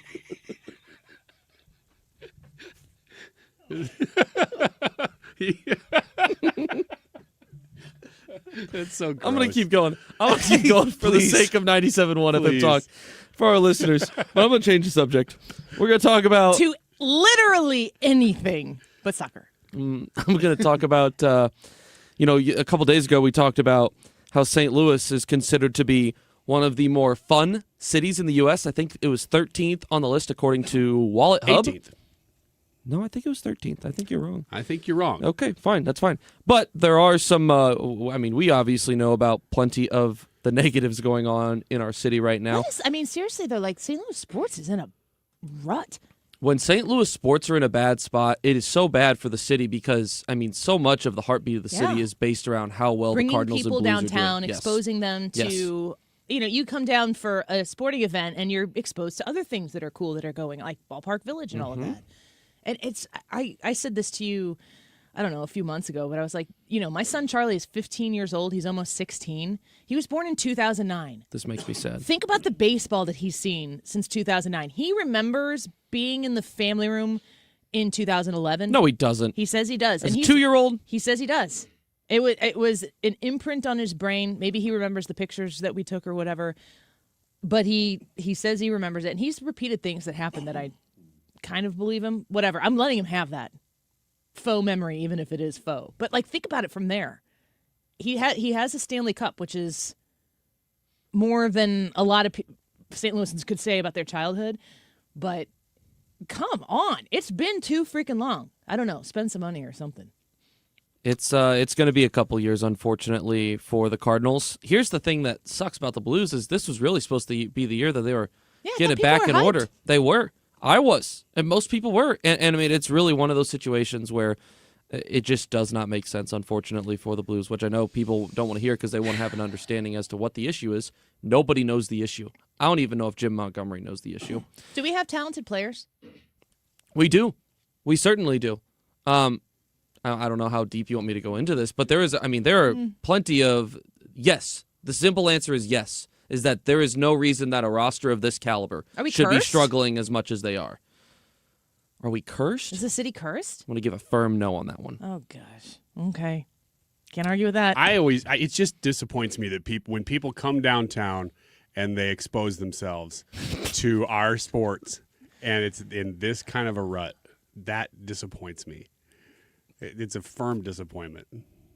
I'm not helping. More than a third of homes in the St. Louis metro area have lost value over the past year, according to new research from Zillow. The report shows that 38.2% of homes in St. Louis have declined in value over a year. Despite this, only just under 3% of new listings in St. Louis are priced below what they previously sold for. So most homeowners are not selling for a loss. This is down from 7% in 2019. What a bummer. Okay. That's it. Are you Do done? You guys want more, or I think it's pretty obvious. You guys give up? Are you thirsty for more? I got some zoo news. Zoo news? Yeah. I can't remember who I heard that said that they think that the ultimate sequel to Home Alone is that Kevin McAllister falls on hard times and has to rob people's homes in order to make ends meet, and he meets his match in a new Kevin McAllister. Oh my gosh, that's a great plot. Ryan's like, I'm writing that right now. Macaulay Culkin has suggested a plot. Yeah, for a sequel recently. I think it was in the news recently. Yeah, it's going around. And there was a Hollywood type person who retweeted that and said the only way to do this is if Kevin McAllister gets Kevin McAllistered because he now has to rob homes. That's a fact. I think that would be great. I mean, I'd see this movie no matter. But you got to make that movie for us. Kids, I would like it if kids could be able to watch it, but it should be for the kid. It should be for the 90s kids. And there has to be zero redemption for him. It can't be like at the end, like, oh, well, he's actually a pretty good guy. He's got to just go to jail for the rest of his life. With John Candy. Well, I don't know whether that hell happened. Yikes. I think there needs to be redemption. Why do you think there needs to be no redemption? Because it's funnier. if people are expecting, like, oh, it's a family movie, and at the end, he's like, nope, he's in jail. Zoo News. Speaking of, one more story. Ethan, you can do it. We believe in you. The St. At Louis least most of us Zoo is now caring for a female bobcat kitten that had been illegally kept as a household pet. Baby cat. The zoo announced the arrival of a young bobcat named Lila. I don't think it's like that. Because she was raised as a pet for some time, she can no longer survive on her own in the wild. So she like roams? What'd you say? Does she roam free? Like through the zoo? Yeah. I don't think so. Oh. She should. There would be no issues towards that. Oh, there's a bobcat. Therefore, she's going to remain in the care of the zoo. Lila is currently settling in behind the scenes, receiving care from the zoo's professional keepers, and she's expected to make a public debut in the next year as a part of the zoo's ambassador animal team. When you're walking around the zoo, how much of your mental headspace is thinking about what am I going to do if one of these animals escapes? I'd say probably 15 to 20%. It's definitely like It's there. It's present. Yeah. Are you excited about it? A little bit. If it's a gorilla, yes. If it's a tiger, no. 'Cause gorillas just seem like they'd be my friends. Yeah, you go up and give them a cuddly hug. They would not. But you might, though. No. Like, there's a better chance that they would just be your friend. No, well, better than a tiger, probably, but not much better. That's what I mean. The odds are still not great. What are you picking, Ethan? Gorilla or tiger? Oh, I'm taking gorilla, but I mean, the odds of surviving I think you either proved is low. Ryan's point. I mean, you're going to die probably either way. I think you die faster with a tiger. What about you, Brad? Ooh, no, I think a gorilla rips you apart way faster. I don't think the gorilla's that mad at you. I think the gorilla plays with you a while and is like, okay, I'm going to King Kong you. Yeah, but I think gorillas in are pretty first aggressive. game, you're gone. Like, whop, slams your head on the ground. The tiger is looking for retribution. So the tiger is emotional. Yes. Whereas is it a male? Gorilla's It depends. bothered. Is it a male or female tiger? I don't know. Is this about gender? I'm just saying.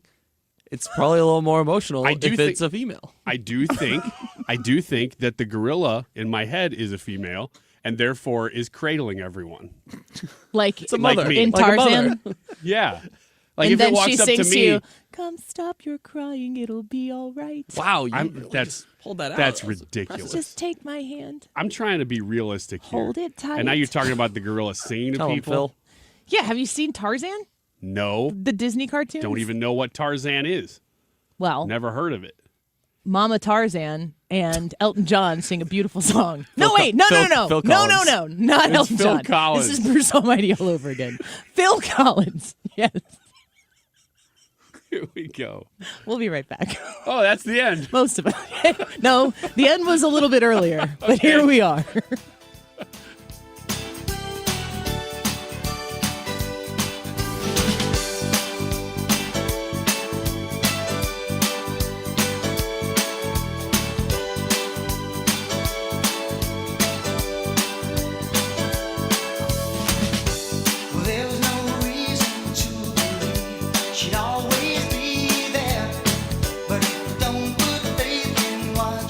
Stewart's American Mortgage, the bagel loan guy. If you want to reach out to Stewie this holiday season, now is a great time to do it because at 314-324-4440, you can talk to Stewie about getting a bagel loan, which is a new mortgage for your new home or for a refinance, even a cash out refinance. You can improve your mortgage situation by getting that new mortgage with Stewie and paying $0 in closing costs. So the real distinction here is you're going to go through the process like you would anywhere else. But when it gets time to writing a check for maybe thousands of dollars, you just don't have to do it. He doesn't trick you into rolling those fees into the loan or something like that. He takes care of them for you. You do not have to pay them. If you want the details on a bagel loan, the smartest thing you can do is call or text Stewie right now at 314-324-4440. That's 314-324-4440. Stewie is going to walk you through the process. And boy, he can close really quickly. The last time he was in here, he said, I think you skip 2 mortgage payments when you go through this. So maybe a great way to wrap up 2025. 314-324-4440. Google the bagel loan, NMLS number 226715. This is attorney Todd Nissenholtz of Kaufman Townsley. When you're injured in a car accident, insurance adjusters are not on your side. They're always adjusting their settlement offers, lower and lower. We'll get your settlement higher and higher. Call 314-777-7777. Hi, Chad Hansen from Hansen's Tree Service. Winter is the best time to remove dead and dangerous limbs from your trees before a winter storm brings them crashing down. Give us a call today or check us out at hansenstree.com and take advantage of our great winter discount. You've got your whole life ahead of you, so choose a Medicare plan you can count on. And that's what you get with a Medicare Advantage plan from United Healthcare. With more than 45 years' experience serving its members, United Healthcare has plans with low monthly premiums that fit your life today and as your needs change tomorrow. The Medicare annual enrollment period ends December 7th, so go to uhc.com/Medicare today. United Healthcare Medicare plans.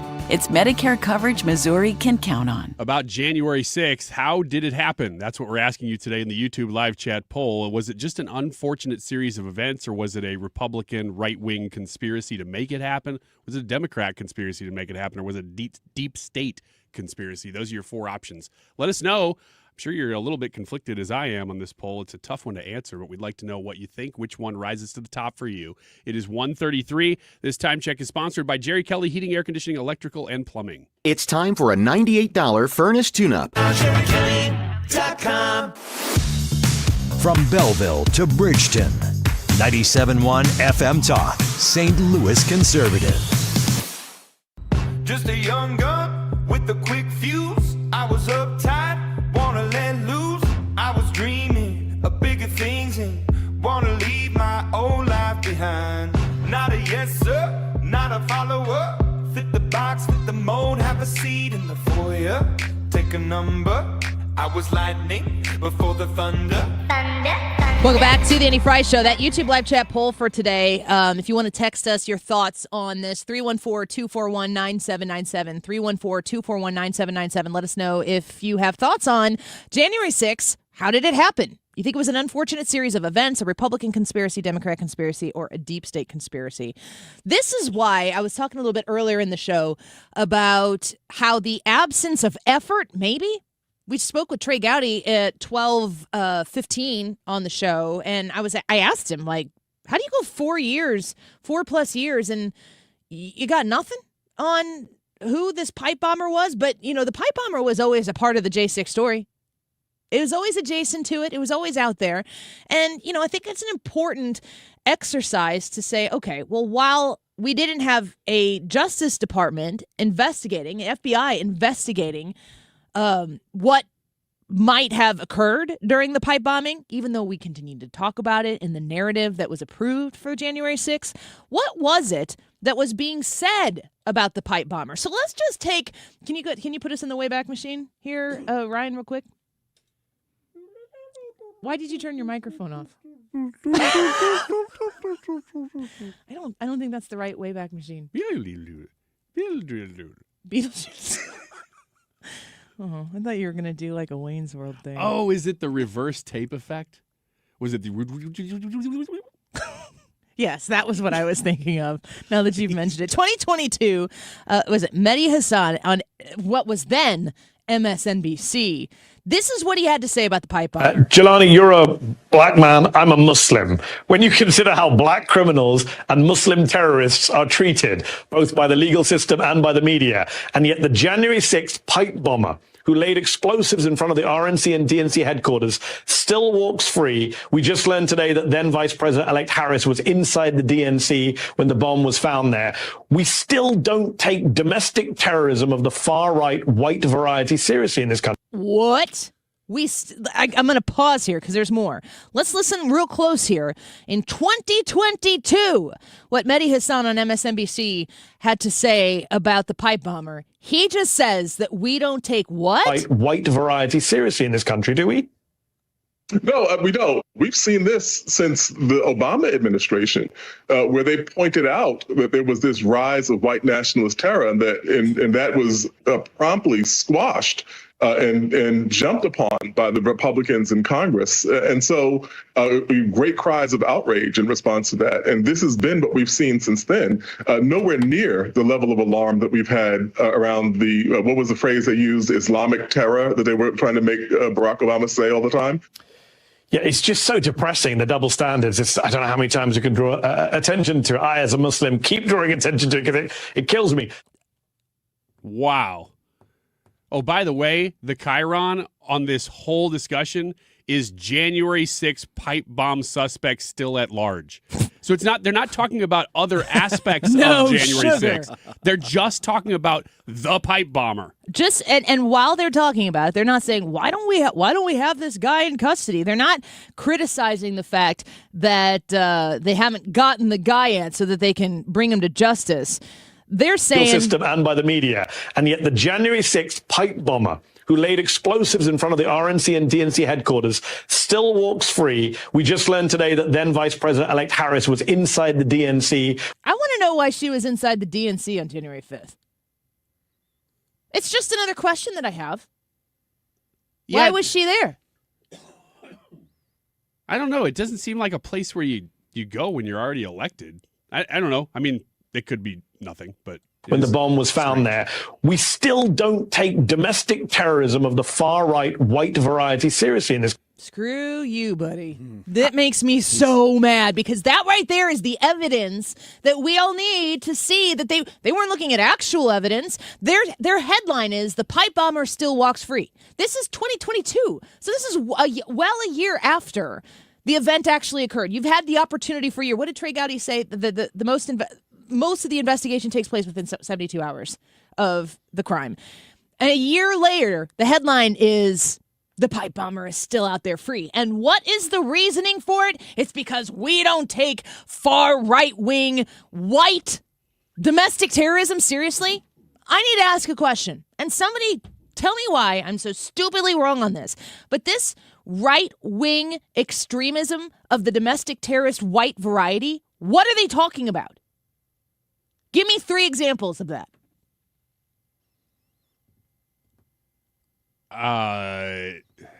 Dylan Roof, but I don't even know if he's right winger. Was he a right winger? I don't know. No. But they throw him in that category. He's literally the only one I can think of that they sort of use. The closest you could get is the South Carolina church shooting, which was a guy who was a white guy who walked into that black church in South Carolina. Yeah. Nikki Haley was the governor at the time. And he sat in these in this black church. They prayed with him, and they shot him up. Ooh. It was unbelievable. But like, why does that get labeled right-wing white extremism? It's because he's white. Because it is a tenet of these people in the media that racism belongs to the right. And that you should never engage in a conversation. You should never defend against that because it is a false premise. If you start debating whether or not something is right-wing or not, because they've already surmised that if it's racist, it's right-wing, false premise, I do not accept your argument as it is presented. We're not having that discussion. This Mehdi Hassan is racist. No, the argument that he's making is racist. He's forcing everybody on his show to say before they start the argument, we all know that this guy's white, right? He's a pipe bomber, so he must be white. Now let's have a discussion. And there's no discussion as to who this individual might be, and they don't even. It's intentional. They don't want specifics. Specifics would completely and totally kill their entire narrative. So we can't get to specifics, which is why you have evidence sitting in some file folder or bird bag or something, wherever the Justice Department under Joe Biden kept all of their evidence that was incriminating towards their own political party. You just let it sit because the narrative that manifests in the absence of actual truth and evidence is way more politically advantageous to those people. Then we go, fast forward, time machine, get us back to today, Ryan. Here is CNN's Jake Tapper last night. Capitol attack. Brian Cole Jr., a 30-year-old white man from the D.C. suburbs, is charged with transporting an explosive device in What? Unbelievable. What? One more time, Jake Capitol Tapper. Attack. Last night. Brian Cole Jr., a 30-year-old white man from the... How does that even become part of a story? Because if I don't, has Jake Tapper like reacted to saying that? Has he gone out there and said, I don't know if he's on his ex, and he's been, because like, it was a screw up. And there are things that you can say accidentally, and they don't actually have the intention of the weight of consequence, like saying something like this happens. But I'm here to tell you that if he were to get it right, what he wouldn't have said is a 30-year-old black man. He would have said a 30-year-old man. That's a fact. You're only indicating the fact that I need everybody here to know that this guy was a white guy. It's only worth reporting in the agenda-driven leftist media when it is, in fact, a white guy, because they're trying to shape narrative. And they're trying to push back against truth in information. And it is too risky for the Jake Tappers of the world to say black man. Because you could show a picture of the guy. He's got a mugshot, probably. Well, I guess he was arrested yesterday. He probably has mugshot pending. But there's a picture of him that's floating around. You could just show a picture of him. You don't have to say white or black. They have to say white in an effort to try to push back against the narrative that they want to reshape. It is activism. It is not journalism, and it is intentional. I don't think that Jake Tapper said white man. I'd like to know if I'll look at the break here, but I'd like to know if he's been like, guys, my bad. It might have been in this teleprompter. Yeah. He might have anchorman that thing. I don't know that Jake Tapper had some sort of conspiratorial, I'm just going to change his name once so that enough people think he was white and maybe they won't check my facts. I don't really think it was that big of a deal. But the point that they would say white man intentionally in other stories, when you put it in the broader context of things, it is a problem for leftists to identify a criminal as black. Because then they attribute the action of one man to a race. So they have to report to try to balance things out in a way that is actually more racist by their actions, to try to indicate, look at all the things that white people do, to try to alleviate the thought that if a black criminal is identified as being black, that somehow speaks for the race. It doesn't. It speaks for the actions of that one individual, not the color of their skin. And America is able to watch that and assess that situation. Maybe some jerks are not able to, but those people are jerks. And they are not racist. People belong to both parties. Those people are a-holes. That's just who they are. It's not a political affiliation, but to suggest that being racist is a tenet of the Republican Party and that non-racism is a tenet of the Democrat Party is so incredibly ignorant. It's an intentional effort by the left to try to make that an acceptable preamble to any sort of political conversation you would have. Even if Jake Tapper just got this wrong, which is possible, it does feed into the narrative. Everything you're saying is right, but Mehdi Hasan's is deliberately racist. And the ironic thing is that the point of the conversation he's having is that people are too racist. And he's being exactly what he's talking about. It's so sad. That guy and so many people like him, they're just so blinded by this ideology that they can't see past 5 feet in front of their face when it's obvious that they're doing what they hate. I don't know. You're actually, I think, giving them a little more credit than I'm willing to. I think they know people eat this up, and so they're willing to spoon feed it to people. The people who follow this and are willing to take the spoon-fed bites, I do feel sorry for those people who have been watching people that they have inadvertently trusted to give them facts. They get brainwashed. The Mehdi Hassans of the world, I think they know exactly what they're doing. I think it's intentional. I think it's destructive. I don't think they're stupid. I think they're, I was going to say evil. Is that fair? Is that too much? No. If they're doing it on purpose, yeah, that's an evil thing to do. People doing it on the left and the right. We could call out a lot of people on the right doing that right now, too. All right, quick break. Go vote in the YouTube poll. We'll be right back. Hey, it's Mark Reardon. Listen to my show all this week for your chance to see Chicago and Styx live in concert at Hollywood Casino Amphitheater August 24th, 2026. It's the Windy City Tour. Tickets on sale Friday. Your chance to win on The Mark Reardon Show on 97.1 FM Talk. Your one blood donation can help save the lives of others. That's why the American Red Cross needs you. This holiday season, give something that means something. Make a difference in the lives of others by rolling up your sleeve and donating at the Odyssey Blood Drive in partnership with the American Red Cross from December 16th through the 19th at multiple locations. Make an appointment in the Red Cross Blood Donor app or at redcrossblood.org and enter sponsor code Odyssey for a drive near you. We, without hesitation, recommend that anybody work with ThrottleNet. The experience will be as good as it's been for us, for anybody, because you'll get a true partnership and you'll be able to rest easy that you're going to get the service that you need while they're also doing all those things that you don't want to have to think about, that you don't want to have to worry about. They're always doing that in the background for you. Don't wait for your next IT crisis. If your business depends on technology, you need a partner that's got your back. Contact ThrottleNet.com to get a free IT evaluation and see how we can support your IT everything. Rooted in faith, grounded in family. We're back with more truth. This is the Annie Fry Show.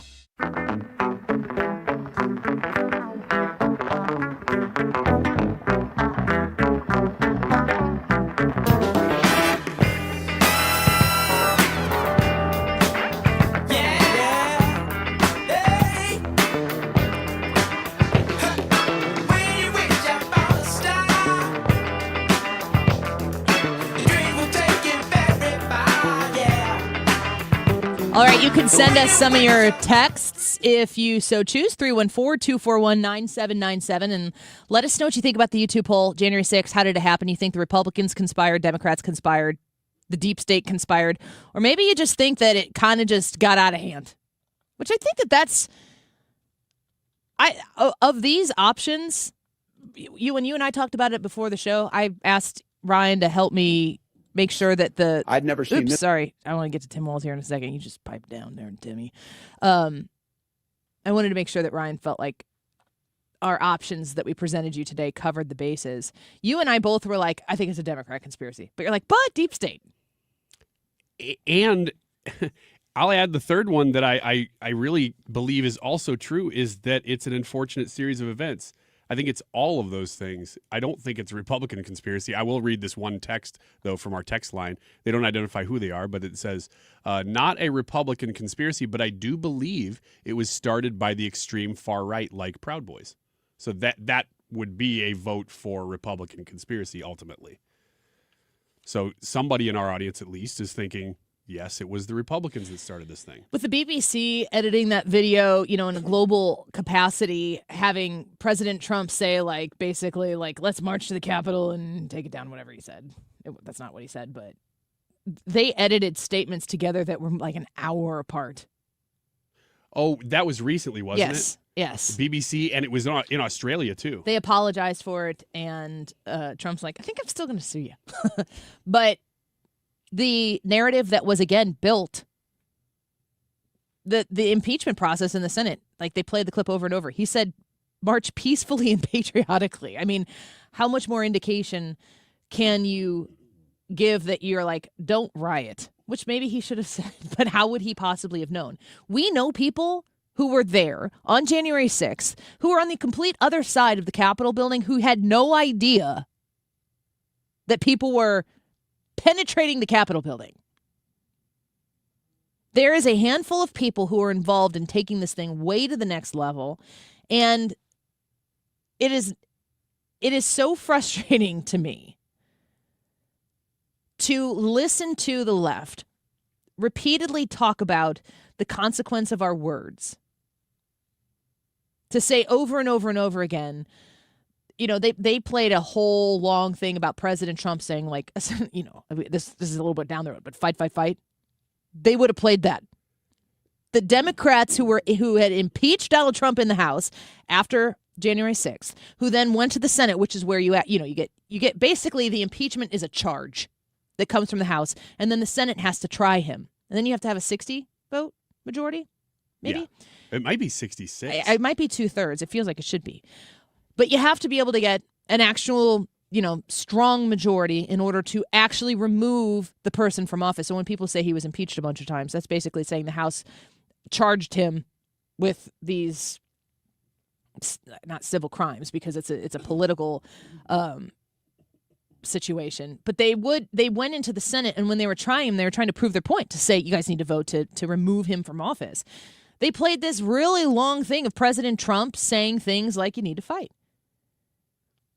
I guarantee you, they would have probably repeated regularly the fight, fight, fight line from President Trump after he got shot in the head at a rally. Their takeaway from that would be like, he's telling people to fight. It's disgusting. It's so, the gaslighting that goes around in this, the way they repeat the same stories over and over and over again. And you have the people who lap up the Mehdi Hassans of the world and are like, gosh, he's really right. Right-wing extremism, domestic terrorism is really out of hand. But you never go like, can you give me some examples of that? His example is the pipe bomber. The pipe bomber turns out to be a black guy who's an anarchist. But they didn't need that fact. In fact, the truth of the matter, the evidence of the matter would have completely dismantled the position that they have on the issue. So they don't talk in truths, in reality, in facts. They talk in hypotheticals. That's all they ever do. They have the gall like Tim Walz. How many times have we heard people on the left talk about the Gestapo and the way that ICE is coming into these communities? They are villainizing law enforcement, federal law enforcement, for enforcing laws that are on the books. You don't like the laws. You know how you change them? You get elected. You win elections. And then you go in and you make the laws reflect the way the people who sent those individuals in our republic, in Congress, they have to pass laws that still fit within the Constitution, which is the governing authority in our country. You change those laws. But until you change the laws, it is our law enforcement's responsibility to enforce said laws. But Democrats all over the country, what do they keep doing? They are intentionally villainizing our ICE agents to the point where those ICE agents are now in danger when they do their jobs.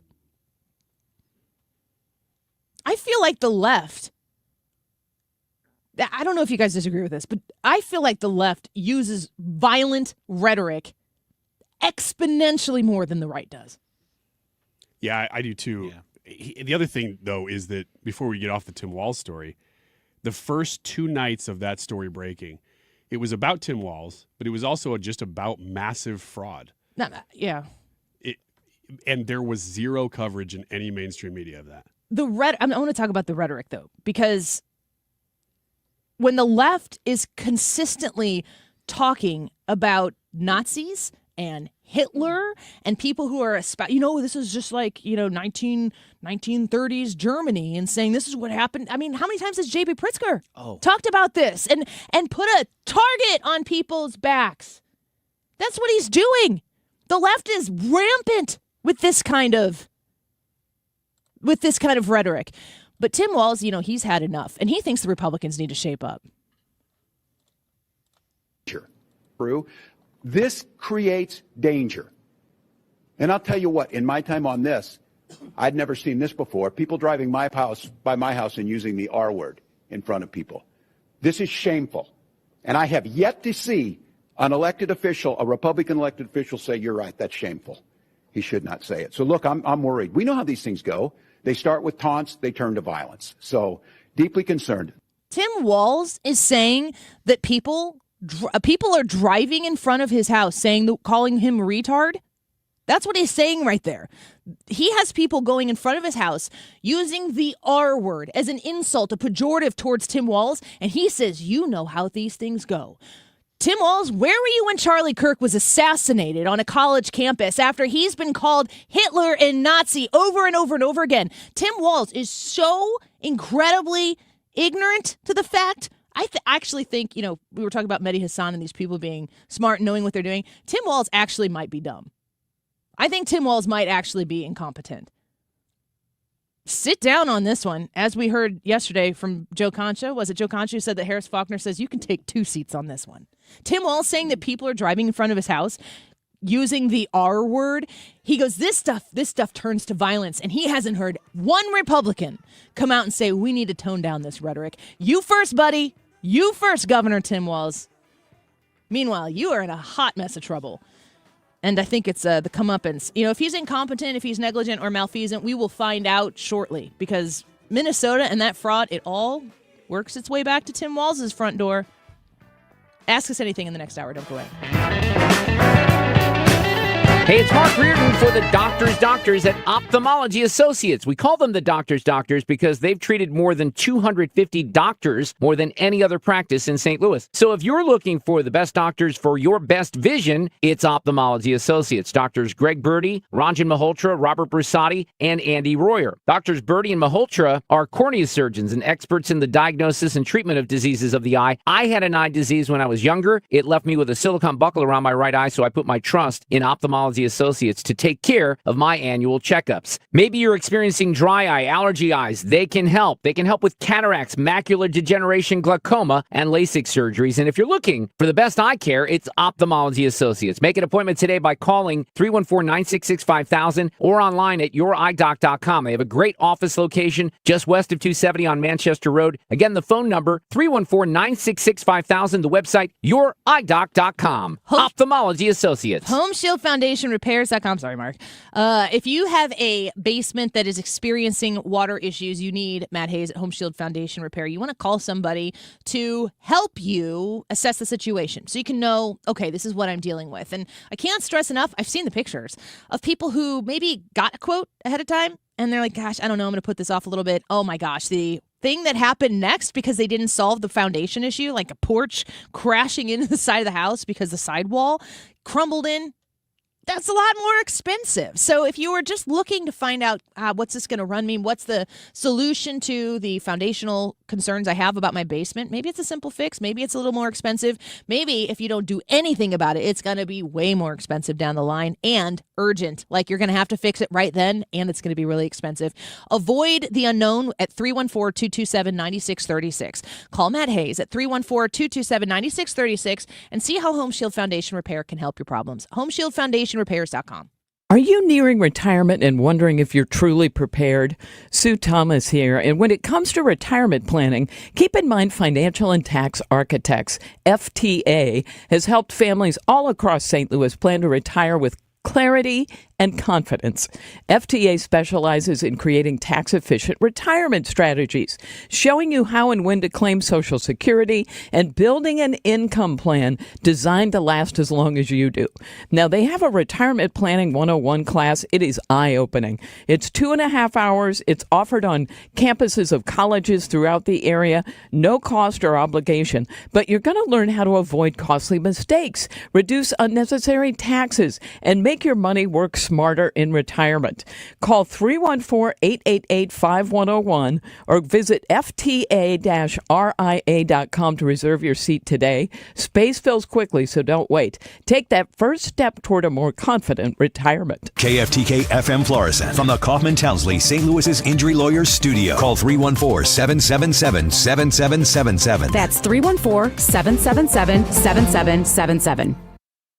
A Supreme Court review. I'm Lisa Brady, Fox News. The justices will consider the legal fight over birthright citizenship. Lower courts have all ruled an executive order eliminating birthright citizenship is unconstitutional, invalidating a major part of President Trump's crackdown on illegal immigration.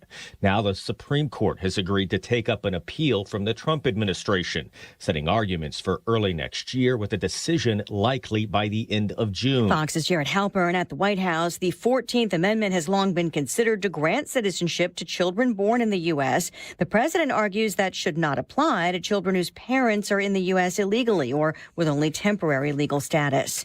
A federal judge is ordering the release of grand jury transcripts related to the federal Jeffrey Epstein investigation in Florida.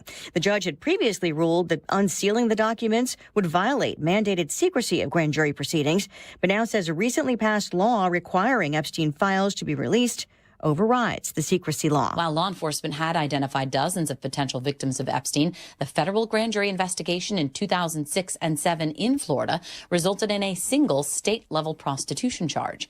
The Justice Department separately asked for the release of grand jury documents from the New York investigation into Epstein, which led to sex trafficking charges in 2019. Fox's Jessica Rosenthal. Epstein died in jail while awaiting trial on those charges. The Virginia man accused of planting pipe bombs in D.C. nearly 5 years ago is ordered to remain remain in jail after a brief first court appearance today. Brian Cole Jr. did not enter a plea. He's due back in court December 15th. Sources tell Fox News he's confessed during lengthy conversations with investigators since his arrest yesterday, also expressing doubts about the 2020 election results, though a motive remains under investigation.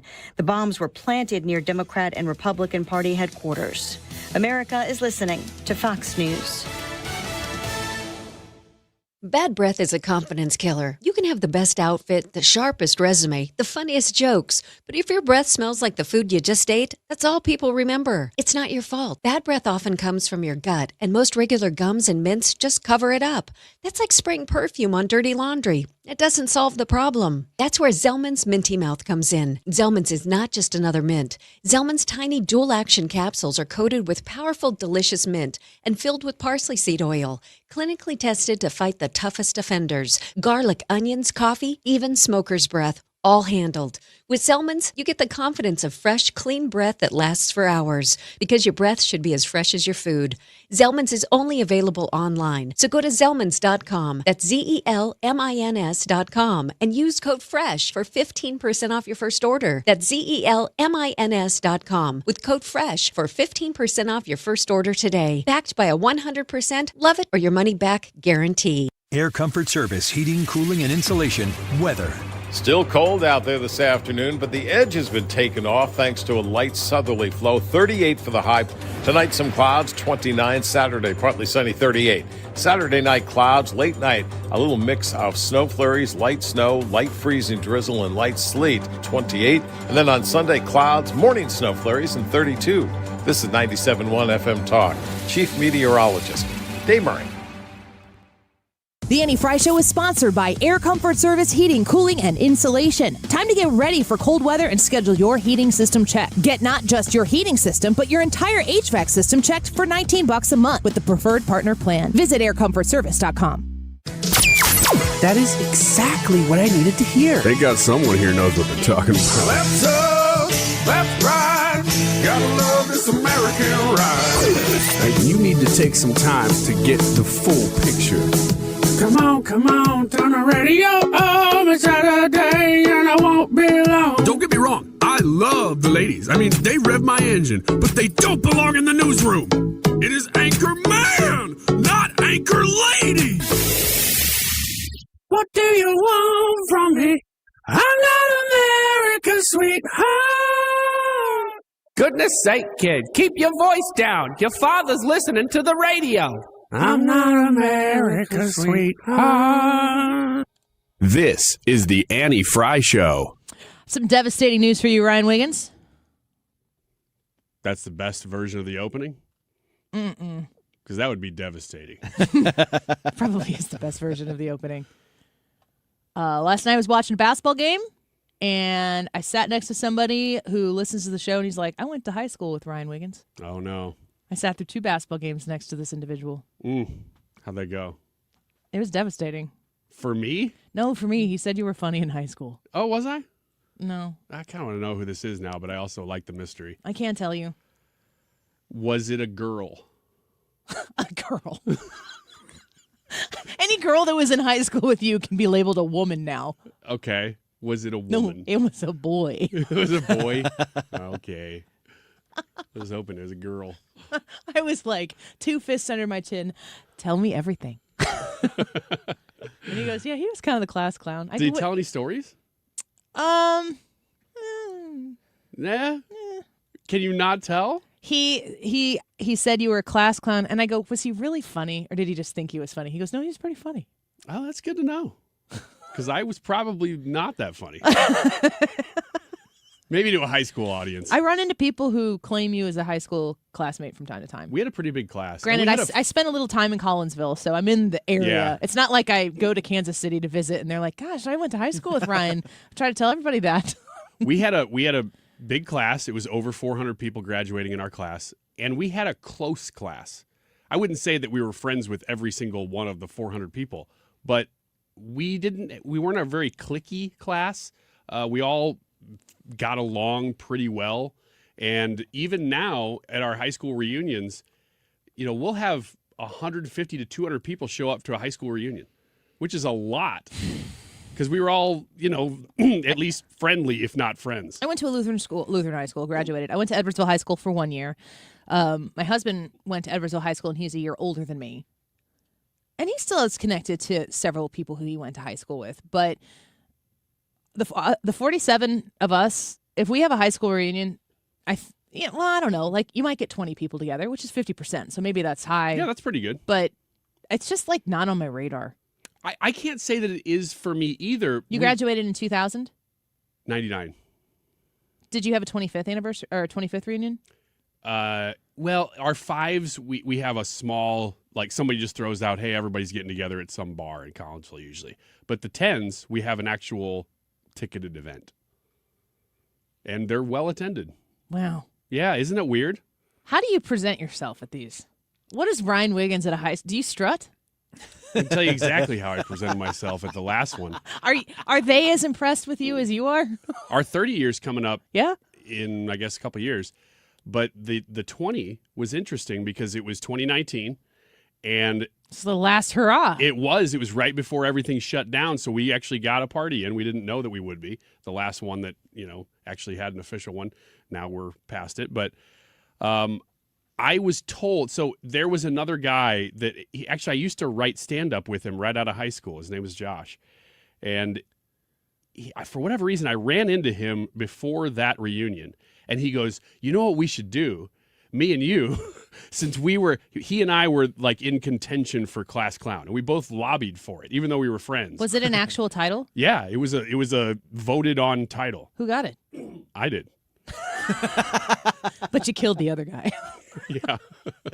His corpse came back. To die. We talked right before our reunion.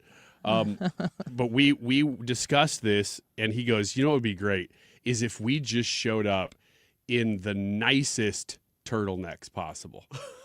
And I was like, why? Sounds like Sprockets. And that's what he goes, it would be like kind of like Sprockets. Oh, yeah. Where we would look like we think we're dressing nice, but we look weird. And I'm like, all right, I'll do it. And I said, I'll only do it if you do it. And then he didn't? And then he didn't do it. Whoa, and he lost? So you showed up in a turtleneck? I showed up in a black turtleneck. And so all the stupid pictures of me at that reunion, I'm wearing this dumb turtleneck. Did he laugh at you? I think he actually intended to do it and chickened out. I don't think he and was he didn't setting tell me you? up. No, he didn't. He was a total jerk about it. I don't think he's your friend. He is my friend. He might be your enemy. I like him, but not as much now. But less. Yeah, your classmate told me that you were. He goes, yeah, he was pretty much the class clown, but maybe he said you were the class clown. I was. Capital C's. I also had a page in the newspaper my senior year, I think. I had an entire page that I could just do whatever I want. It was called the comedy page. And I was the quote unquote editor of the page.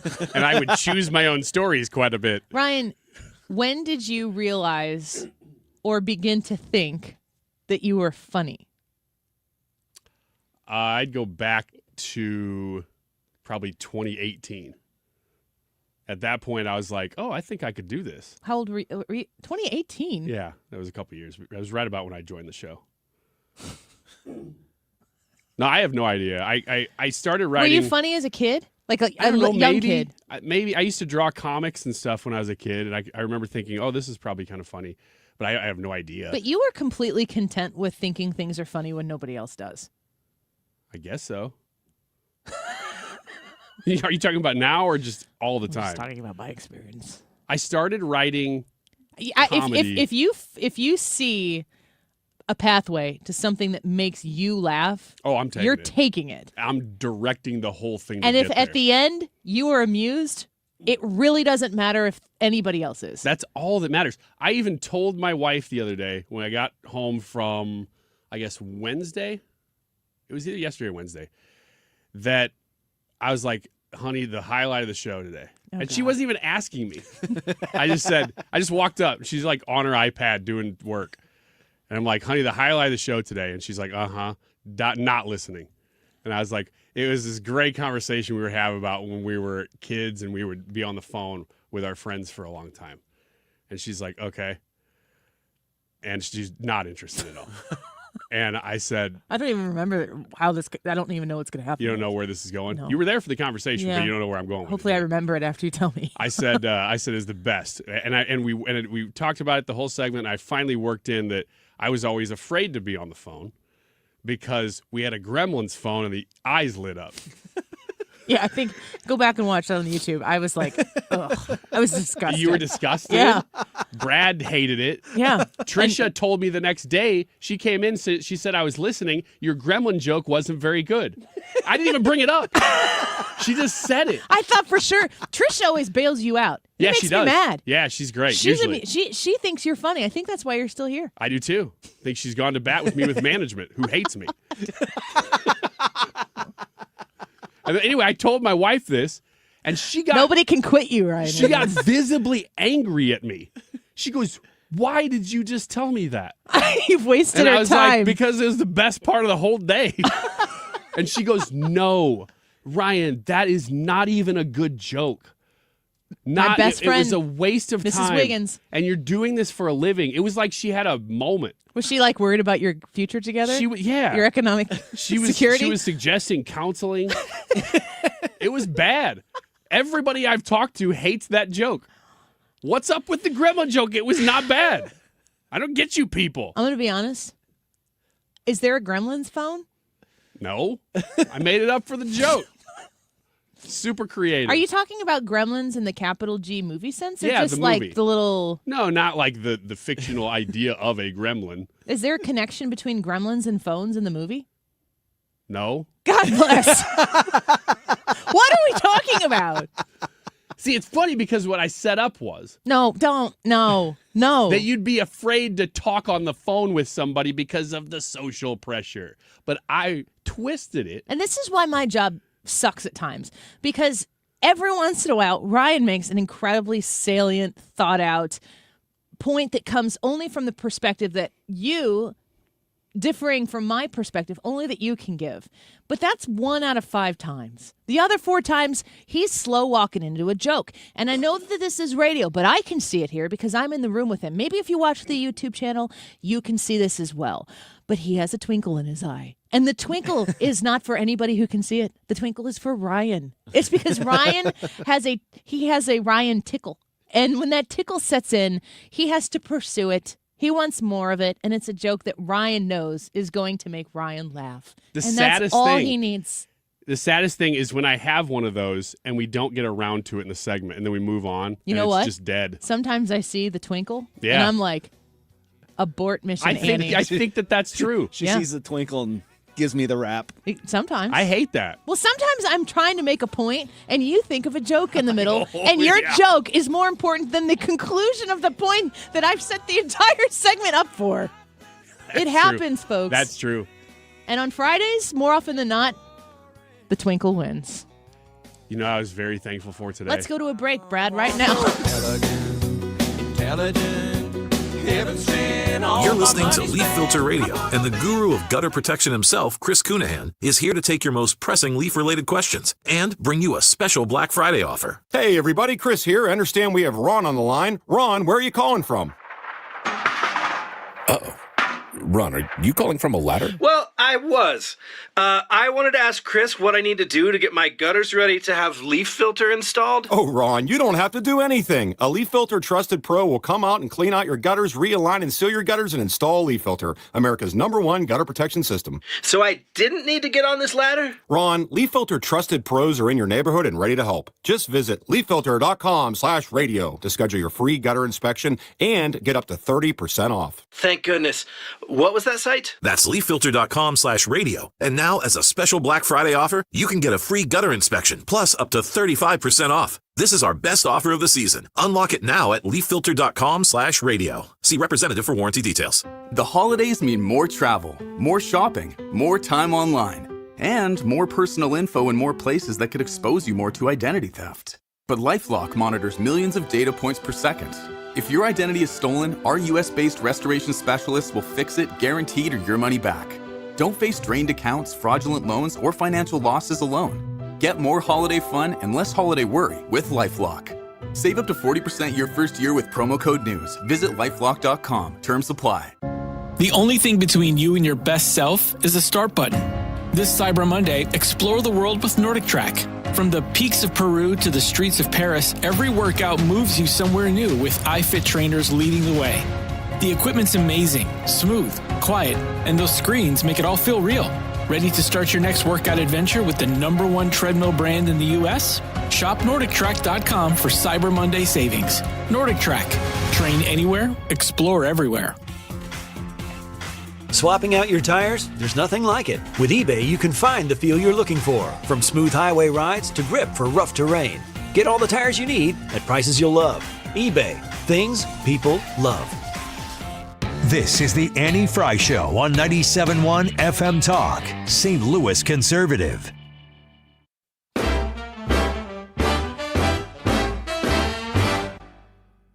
I think I saw old Santa through my window Christmas Eve. My eyes were really droopy, but I really do believe it must have been old Santa, 'cause I saw his big red hat, and I know my mom and dad can't buy like that. Oh no. Welcome back to the Annie Fry Show. I love Harry Connick Jr. I think I see him. I think it was a Christmas. I don't know. I think I saw him at Christmas time at Stiefel. I don't know if it was a Christmas show. He might have done a few Christmas songs, but man, I love Harry Connick Jr. I like Senior. Okay. Travis Kelce reveals he and fiancée Taylor Swift have never argued in their 2.5-year relationship.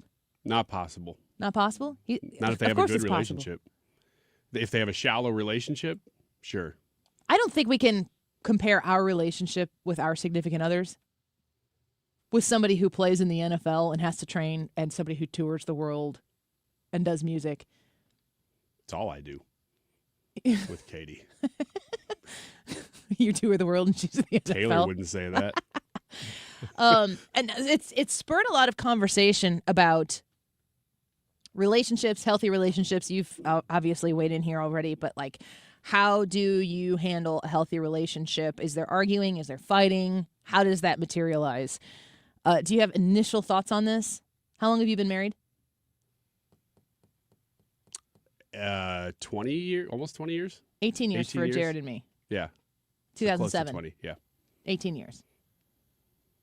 Arguing, fighting, and you've got like when you're well, first of all, do you argue and fight? Yes. Not a lot, but we do. Is it does it seem the same, not necessarily the same fight? Because if you're having the same fight over and over again, that's not good. But does it materialize? Do you guys fight the same way every time? Do you have no? How's it go? Depends on who got mad at who. So it's really like depends on the details of the situation at the time. Yeah. What is your style? Straight out with it? Super passive aggressive? Over once we're mad at each other? Like, what do we do? How's it work? We have a hard time talking about it in the moment because both of us are probably pretty mad. So do you... So we step away. Knowingly, like, okay, we've determined that we're upset with each other. There's going to be some space and some silence maybe? Or shortness? We'll talk, but if it sort of reaches an apex and goes over the top where one of us gets too mad or upset or something like that, then usually it's over for the moment because we know nothing's going to happen. And that's a rational approach, but it's also pretty much that's just the way it has to be. I've been married for 18 years to Jared. We were together for 3.5 years before we got married. And he does not get angry with me very often. There are a couple times where, like, if something goes a particular way, like maybe I say something hurtful, or he doesn't like conflict, so he's quick to want it to get over with. But the way we managed disagreement earlier in our relationship versus the way we manage it now, 4 kids in, a lot of times we're like, we can't sustain this level of function, so we need to get to the bottom of it quickly, and we're able to do that. Like, I've said in the last couple months, I think it was, I was like, I said something to the effect of like, I want you to know that I'm mad about this without having to explain it to you. Which is the typical, like, woman acts like something's wrong. You ask her, is something wrong? And she's like, no. And then, like, you have that back and forth a little bit. And it's like, you should know. And I told him, I was like, you should know that this upset me, but I'm going to skip the part where I pretend like nothing's wrong, but I act like something is wrong. And we go back and forth and I make you ask me the question. I said, I'm just going to skip that. And I'm going to tell you what happened that upset me or hurt me or whatever it was. I don't even remember the details of it. And he's like, oh my gosh, I didn't have any idea. It was something that was said or not said or whatever. And it bothered me. And I just told him, and he was like, I'm so sorry. I had no idea. And I'm like, okay. And we were legit over it, which I think in the first couple years of our marriage, that could have taken a week to get to that point. But you know, I specifically, and have for a long time, I've told him this, and it took him a while to take my word on it. When something happens and I get really upset about it, I don't want to talk about it right then, because I have a way with words. I can do regretful things if I'm acting in emotion. I don't want to act in emotion. I want to act in objectivity. I want to assess that I have a solid footing, solid ground in being upset or being hurt or whatever. And I want to be able to react to that after I've taken a deep breath. He would want to like get it done and get it over with. Like, I want to talk about this. And I'm like, I don't want to talk about this right now because I'm going to act emotionally and then I'm going to be upset about it. But we have always argued in front of the kids. If we disagree on something, we don't wait until, unless it's something that is like above their pay grade. The details can be discussed in private, but we've never shielded them from that. I don't know how you could live with somebody, be in a committed relationship with somebody, and not have disagreements. George Clooney was just asked about this in an interview one time about like arguing with, I think it was maybe with the genesis of where this happened. It was on the New Heights podcast with Jason and Travis Kelce. And they asked about whether George Clooney argues with his wife. And George Clooney's response is like, my wife is such a wonderful person and she's such a good person and I love her. Like, what would there be to argue about? And I'm like, is that a realistic approach? And I'm wondering if all of these celebrity-based relationships, if they function at such a level where they have so much private time that the time that they spend together is more, I don't want to say more precious than the private time you spend with your wife or that I would spend with my husband. But, you know, if we're not here at work, if he's not teaching at work, we're pretty much together. Mm-hmm. I don't know that that's the case with Travis and Taylor. With celebrities, though, I wonder, too, I think what you're saying is true with the time because they're both, you know, everybody's doing so many different things. You're flying all over the world probably all the time. Depending on if you're the Clooneys or the Swifts, you know, those people are definitely moving all over the place. But when you have that much, even if you're not a celebrity, if you are incredibly wealthy, I wonder if your money can kind of paper over some of those problems too. Because money causes fights. I mean, if you have very little between you and you're kind of fighting over... You're just saying the stress of the financial woes. The stress of just existence together probably is papered over a little bit by having a lot. So if you're saying that access to money doesn't buy you happiness, but it might alleviate some stressors that lesser access would have. Yes. But at the expense of you fighting through some of those things and growing closer to through those things too. Because I do believe that happens. Do your kids see you guys argue? Yeah, I don't know that we attempt to avoid them seeing us, but we also don't attempt to...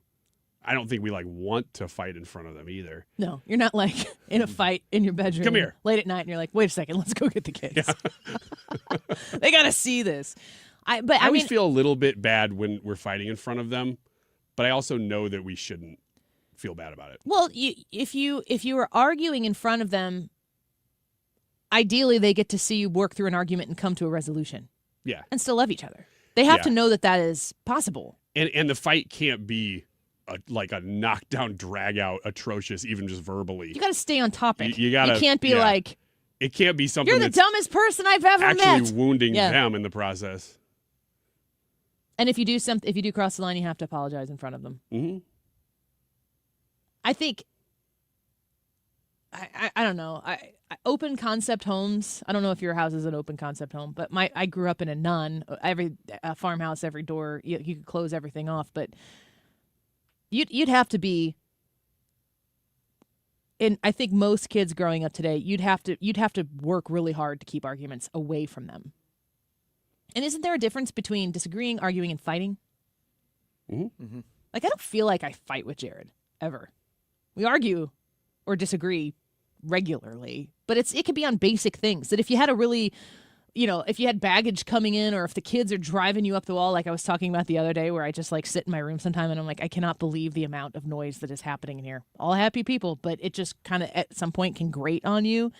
And then if something happens, it's the straw that breaks the camel's back. What about you guys, Brad? Do you guys? We do. How do you argue, fight, and disagree? Well, like when you say how do you argue, I am usually the one that instigates the discussion that occurs, and it's usually something that's frustrating. I don't know in our relationship if my wife has ever said anything that she is frustrated with me about, and I don't think that's because I don't frustrate her. I know I have to.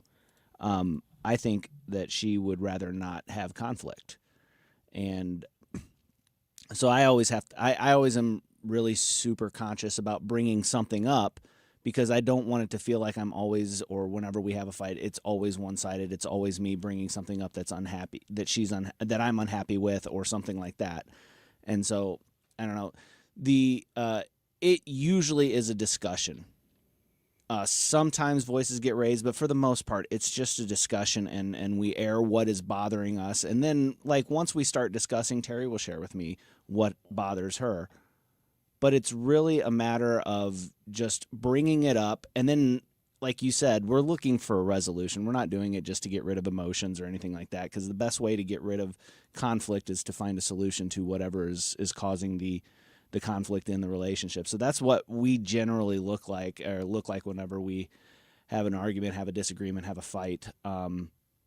We don't fight in front of our kids because we don't have any kids, but our dogs watch us fight. So do they pick sides? Yeah, hers. Smart dogs. Yeah. Got to start putting bacon in your pocket. Do you? I don't know if that really has to. It would work on one of them sure.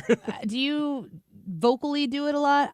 I think Jared and I have moved more towards like specific conflicts. We will, even in the same room, sometimes, this is maybe not doing it in front of the kids as much, but we will do it through messaging back and forth.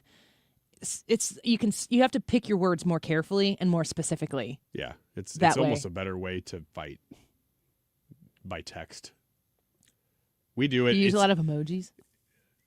No, I use a lot of GIFs though.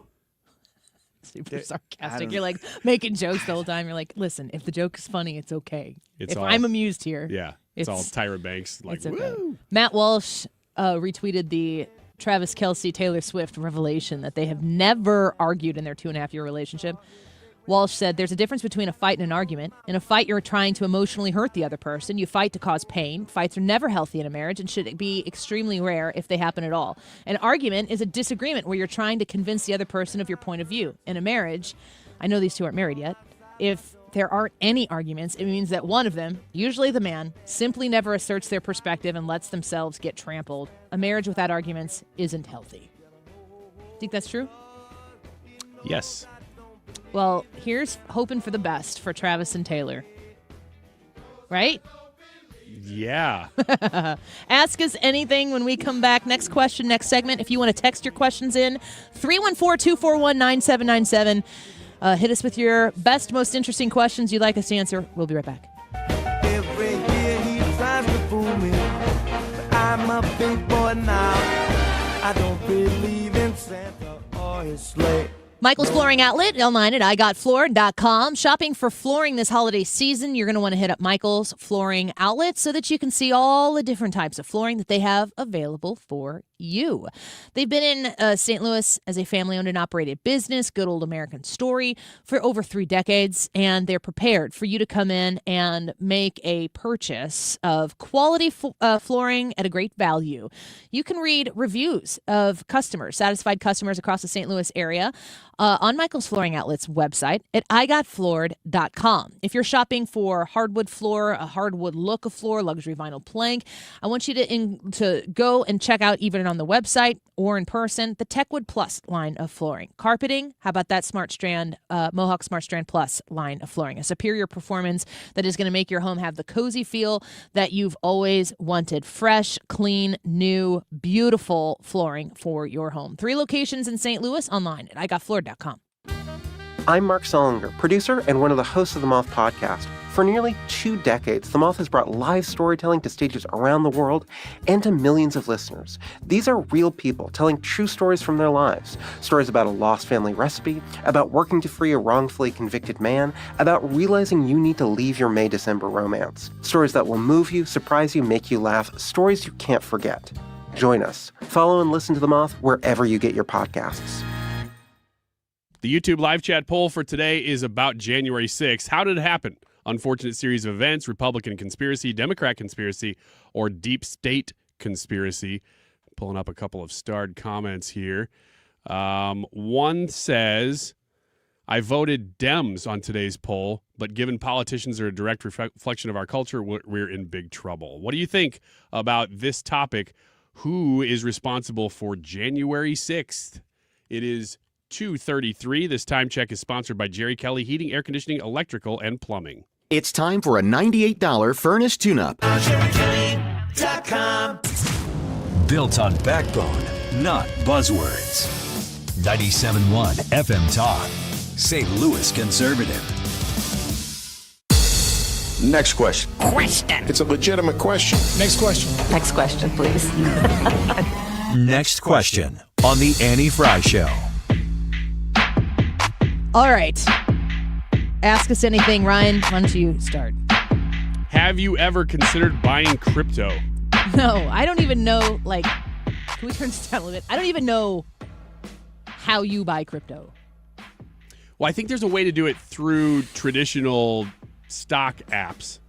But the people who are really into crypto say, no, you got to buy it yourself. You got to hold the key yourself instead of letting somebody else I've been hold asked the key. over and over and over again to endorse crypto things. And I'm like, you're kidding. No. Oh, man. I am. Have you? No, but I would love to endorse crypto. I know that. Like crypto. Yeah, because you would like to be paid in cash. I'd like to be paid in crypto. Would you? Yeah. I'd love. Here's the thing. I had Bitcoin for a while.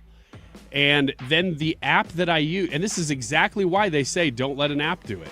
The app that I used decided we're not going to carry crypto anymore. And they dropped it, forced sold all my crypto right before Bitcoin went crazy. Mm-hmm. And it made me so mad because I was holding on to it just for that reason.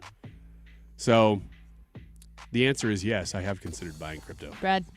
Yeah, I've considered buying it. I just can't get myself past the knowledge that this is just ones and zeros, and it's not physical. And why not spend $10? Can you buy $10 worth? Yeah, of it? you can do whatever. Yeah, I don't because that's why I started doing my stock trading. Was I didn't understand it, so I was like, I think I just need to do it. And now you're a mogul. I don't know if that's the case. I'm up. I'll tell you that. Darn right. That's what moguls are, is always up. Yeah. Why don't you dabble? I did dabble. Why don't you dabble, Brad? If you don't know how to dabble, you can ask Ryan and he'll help you. I don't know how to dabble. So Ryan, you'll have to show me how to put $10 in Bitcoin. Oh, he was too specific. Okay, I will. Or Dogecoin. Or Fartcoin. I don't even. Those are meme coins. I'm not interested in meme coins. Like Bitcoin, Ethereum, stuff like that. Something that's real, not the pump and dump stuff. Joe asks us on the YouTube, do you eat the free samples at the grocery store? Who doesn't? Heck yeah, the only ones that That's what Ryan eats for dinner. The only ones that are questionable are the ones that they obviously came in the morning, put out a tray, and that tray's been there all day. No, there has to be a person manning the samples for me to eat the samples. Not me, but I will question it. I'll probably still eat it, though. Brad? Yeah, definitely eat at the samples at the grocery store. But like you said, there's got to be somebody there so you know it's fresh. Next question, Brad. Yeah. This is going to sound really weird. Have you? They usually do, Brad. Sorry. Have you ever been hit on by a member of the same sex? Yes. I don't think so. You're not sure, though. I guess my answer would be no. I don't know when that would have happened. Do you have a story with this? I have two. All of Brad's questions are a story he wants to tell. They have a story attached. He's like, in June of 2002, did anybody walk up to you and ask you if you wanted to buy some popcorn and then wink at you? I just don't. I need to know that I'm not alone in this. You're not alone. And it's. Was it Ryan? It was not Ryan. At least I don't think. Not yet. I don't think. Well, tell your story. So we were Shoot your at. shot, my man. We were at a men's That's what event. he said. We were at a men's event in Louisville. And, a Christian men's event? Yes. It was like an iron sharpens iron type thing. I don't remember if it was that one or a different one. But anyway, we were. So after the event, our group from our church went out to eat. When was this? 2010, 2011, something like that. And so we went out to eat, and it was one of those, like, we're going to go to Denny's. We're going to get something to eat. No. Yeah, Denny's. We were all wearing our mesh shirts, and so it was Denny's and Steve's. We go out there, and it was lit with neon. It was 2 a.m. Well, it's always 2 a.m. The steaks were delicious. You don't go to Denny's any other time than 2 a.m. So anyway, we're all there at a group. It's probably 15 guys, and it's really busy, and we had one waiter for our group, and the waiter is the one who hit on me. And it's like he kept like doing the gentle touch on your shoulder, calling me darling and sweetie. Oh, boy. Didn't say any of that to other people. I was the only one whose drink was always full. It was just awkward. And then as we're leaving, everybody else was making fun of me for it. And I just I just needed to know, Ryan, that I'm not alone. I'm thankfully. Have you been waiting since 2010? to verify that you're not the only man who's ever been hit on by another man? I've never felt comfortable enough around anyone to share it until now. So thank you guys for opening this space for me. That's why we're here. Yeah, my story is similar. Were you at a Denny's? So we were at a men's event in Louisville. So we went and to I was Denny's, waiting tables. And I was waiting tables. Dang it. And there's this guy who was so into me. He kept asking me to refill his water. I knew he was on to me. Yeah, all the other people were cool. This one guy just kept like gently touching my back when I'd come to refill his water. I'd leave and he'd giggle when I walked away. Everyone was laughing for some reason. I'm like, this is awesome. Let's just rename this Misconnections. So wow. On Craigslist. Next question, please. Worst haircut you ever had? Have I asked this before? Yeah, about January of last year. Oh man, where you cut my hair after we raised $25,000 for the Lutheran Scholarship for the 85 That show. was this year. Yes. Worst haircut. Hey, you've recovered. How long did it take me? I don't know. I don't look at you. You look at me every day. You did this to me. I think my hair is probably now about the length it was when you cut it. But I told you could cut 2 or 3 inches off. You cut about 6. Yeah. I definitely went for more than you said. Yeah, we did a whole thing about men's understanding of the length of an inch. Oh, yeah. It turns out, Ryan, not so great. Don't understand inches. I only said measure 3 in inches, feet. and he went, 6 or 7. Mm-hmm. Because that, to me... Nope. What's your worst haircut? Got buzzed. No whammies, no whammies. Stop. My worst haircut was in sophomore year of high school. I had a skater cut, and it was. I need proof. It was kind of long. Bob. We talked about this week. Bob. Yeah, I could put it behind my ears easily. It was that long. Did you feel like $1 million? Yep, you sure did. Did you know that it was a bad haircut when you had it? Everybody had bad haircuts. It was the the late 90s? No, this was the mid 90s. Did you have highlights? No, I never did tips. that. Never did that. Never had the necklaces and all that stuff. No, that was it. That was the one time I tried something and it was like, oh yeah, you're doing the teen thing, and that was it. That was the only time. Brad, worst haircut? It was probably the frosted tips that I had when I was in high school. He was a frosted tips guy. I did that one time, and what It looked all right when I had it, but then like I found out real quick that you couldn't not put gel in your hair. Like you couldn't just get up and go, because then it looked like you had leopard spots on your head, and that looked way worse. And I went out. Why didn't you just put gel in your hair? It's just lazy. Wake up. I mean, I didn't want to wake up early and go to school and put gel in my hair and stuff like that. I'd rather just roll out of bed and get on the bus and go. How'd you get rid of it? I just had to let it grow out. So I never let it grow. I just put up with it until it was no longer visible, and then Another Joe question here. How hairy is too hairy? Boys? When a woman has a beard. Unless she's a Denny. I'm moving on. What? Careful.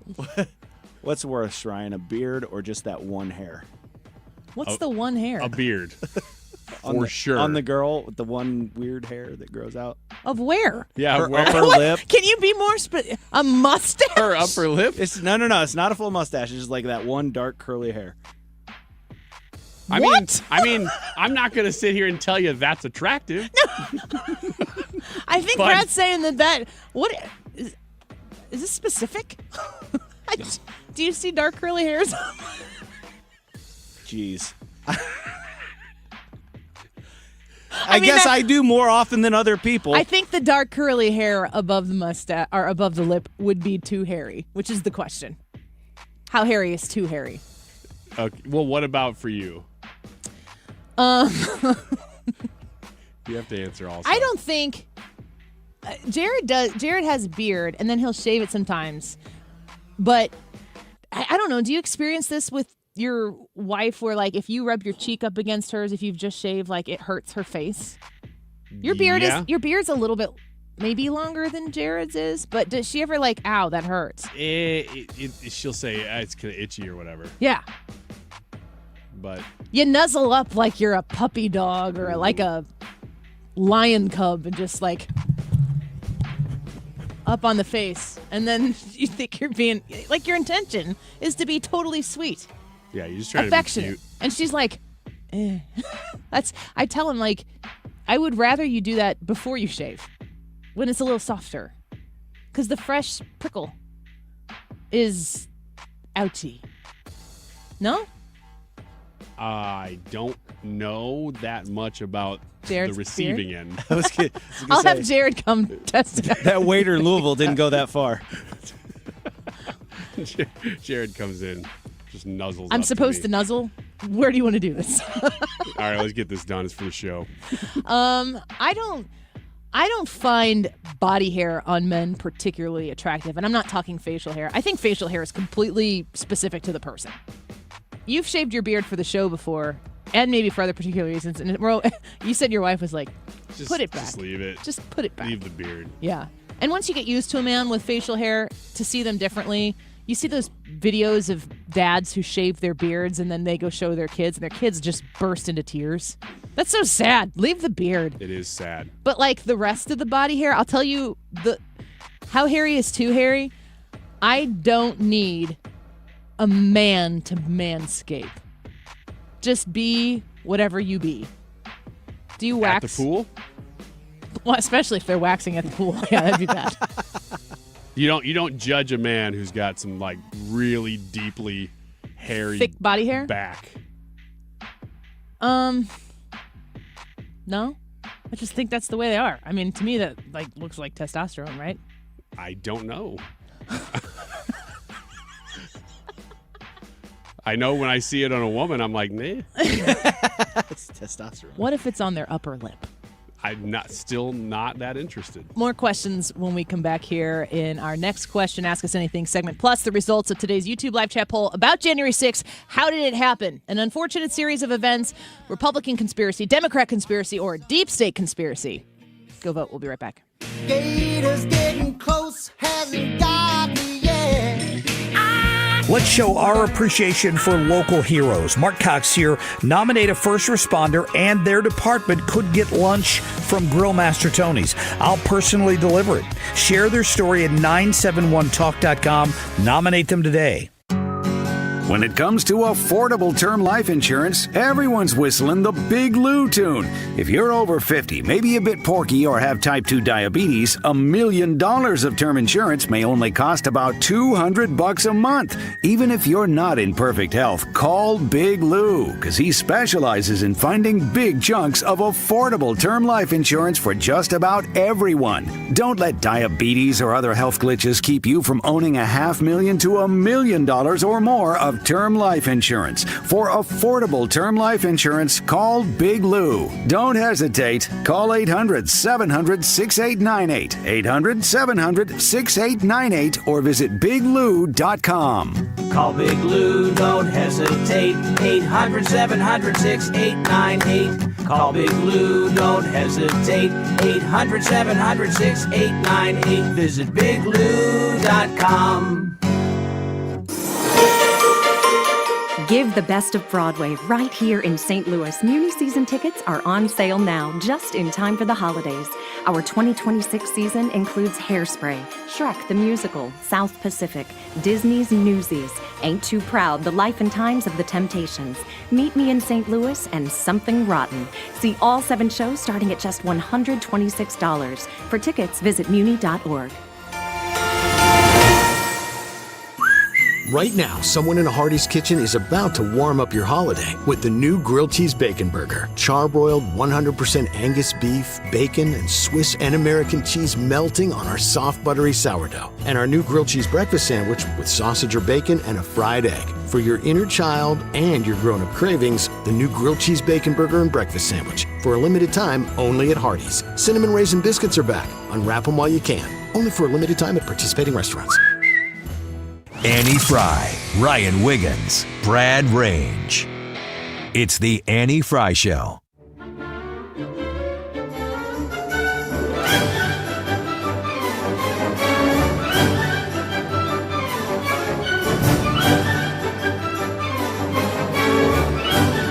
This is such a good score. Yeah, it is. It's one. I mean, I feel like movies today don't use music as much as they can to amplify the way that in the 90s.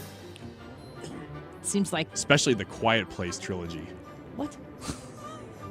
They don't use music much in that movie at all because it's about silence. You want to do a Gremlins joke here real quick? Yeah, I do real quick. While you have the floor. The text line, 314-241-9797. Somebody texted in just a little bit ago and said, in the original Gremlins movie, one of the Gremlins did use the phone. Confirmed. Who are you? I don't know, but I appreciate you. Did you text that to 314-241-9797? This is a 636 number. So no. A couple more Ask Us Anythings from the YouTube chat. Dale says, Christmas tree, real or artificial? We have both in our house. Artificial. Artificial twice. We have 2. And they're both fake.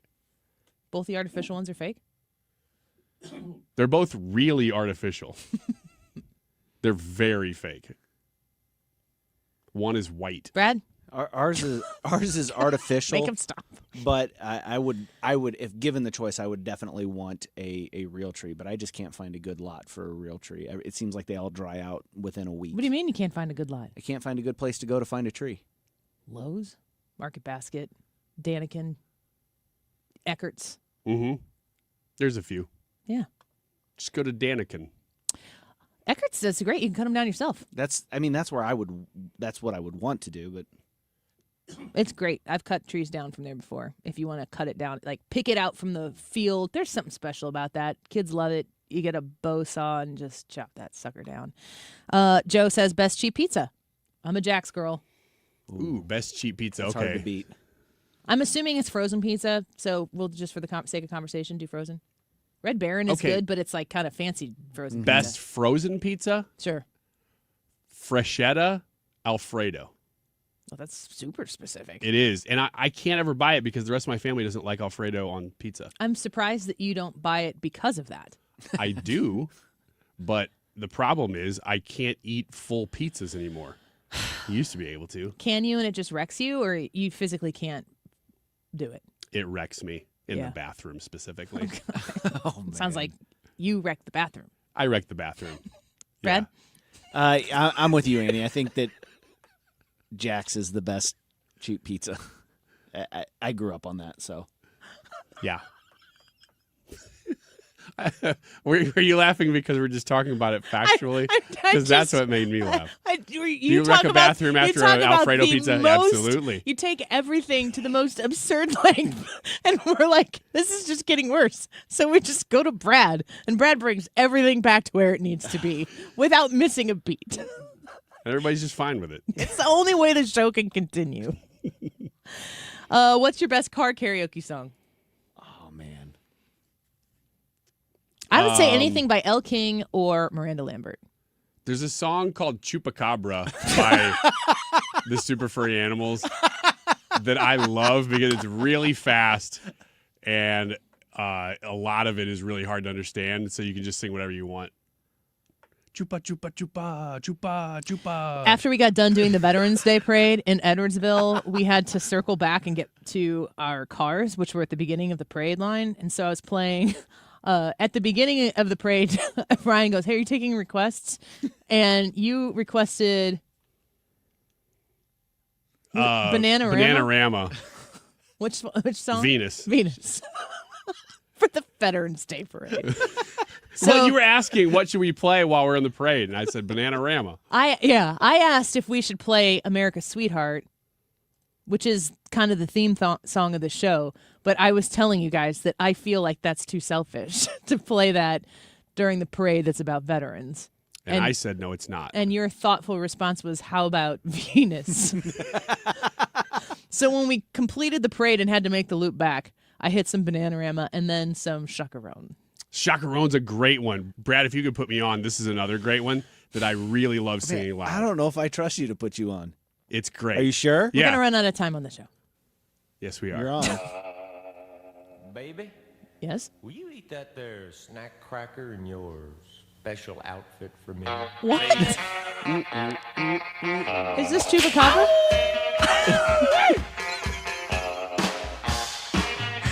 Is this your song? Yeah, this is the song. This is my best karaoke song. Eventually they sing. So. I see why it's your best karaoke song. Man, if your moves could talk, Ryan. Oh, it's great. Yeah, it's the if song. Only this weren't radio. The song is about Little Debbie snack cakes. For real? Yeah, it really is. Go, ye pharaohs, let us walk through this barren desert in search of truth and some pointy boots. And some what? Maybe a few snack crackers. Okay, Brad, what's your best karaoke song? I've had enough. It's not that one. Probably anything by Sabaton. I really like that. And what is Sabaton? It's a metal band, and they cover historical documentaries. Yeah, or something, they sing about historical people from history, like the first American. Is this like to the win Medal of Liechtenstein Honor. band? No, that's Rammstein. No, these guys sing in English. Oh, obviously. But yeah. That's what I'll belt that out, but I usually don't listen to too much music in the car. Bobo says, is there something random that you can't stand the smell of? Not rotten eggs or weed, but something actually random. Yep. I can't stand the smell of gear oil. Ryan, have you ever smelled gear oil? I'm not sure. Gets stuck in the back of your throat. It's awful. What are you doing with it? Usually filling up the rear end housing on my truck. Filling up the rear end. Got to change the oil back there. Ryan, man. is there anything that you can't stand the smell of? Just smelly people. Okay. That's not random. Nobody likes smelly people. Yeah. I don't like the smell of any sort of candle that is a baked good candle. Like you get a sugar cookie one or gingerbread. It never smells as good as that actual thing would smell. It always smells super artificial to me. I don't know. All right, let's wrap that up and get to the YouTube live chat. Poll for today. Your response, Brad, about January 6th. How did it happen? Unfortunate series of events. Republican conspiracy, Democrat conspiracy, or deep state conspiracy? Most likely a deep state conspiracy. Ryan? I would go with unfortunate and Democrat and deep state, and I'm going to lean deep state. What? You pick all of them but lean deep all state? of them except for Republican. Okay. I lean deep state. I'm going to go ahead and say that I think it's a deep state conspiracy because I think the swamps for the benefit of the establishment. We have a pretty decent spread here. Republican conspiracy, 5%. It's the fewest votes. 18% of you, only 18% think it's an unfortunate series of events. I find that to be incredibly telling. 26% say Democrat conspiracy. 51%, a clear majority, deep state conspiracy. Happy Friday. Have a wonderful weekend. The Mark Reardon Show next. Time now for today's Spotlight on Money, sponsored by Wesley Financial. Many people take on a side gig to make extra money. Rick Cobb of the workplace consulting firm 2 Discern says you should run it past your full-time job first because they may have some ground rules. You can't be making money off of customers that you have access to because of your full-time job. In other words, ask permission because you may not get the chance to beg for forgiveness. I'm Rob Hart. Wesley Financial Group is not a law firm, and Chuck McDowell definitely not an attorney. This is Chuck. If someone talked you into buying something really silly and you want to get out of that silly little thing, my advice, get the facts. Call me and I'll send you our timeshare exit kit absolutely free. Inside, you'll learn how timeshare works and all your options for cancellation. Call Wesley now for your free timeshare exit information kit. 800-384-9393. That's 800-384-9393. Mark Cox here. If you're nearing retirement or already retired, call my friends Thomas Helbig and Bob Kershaw with the Retirement Advisory Group. They'll show you how to link to the market without the risk. They're the official financial advisors of my show.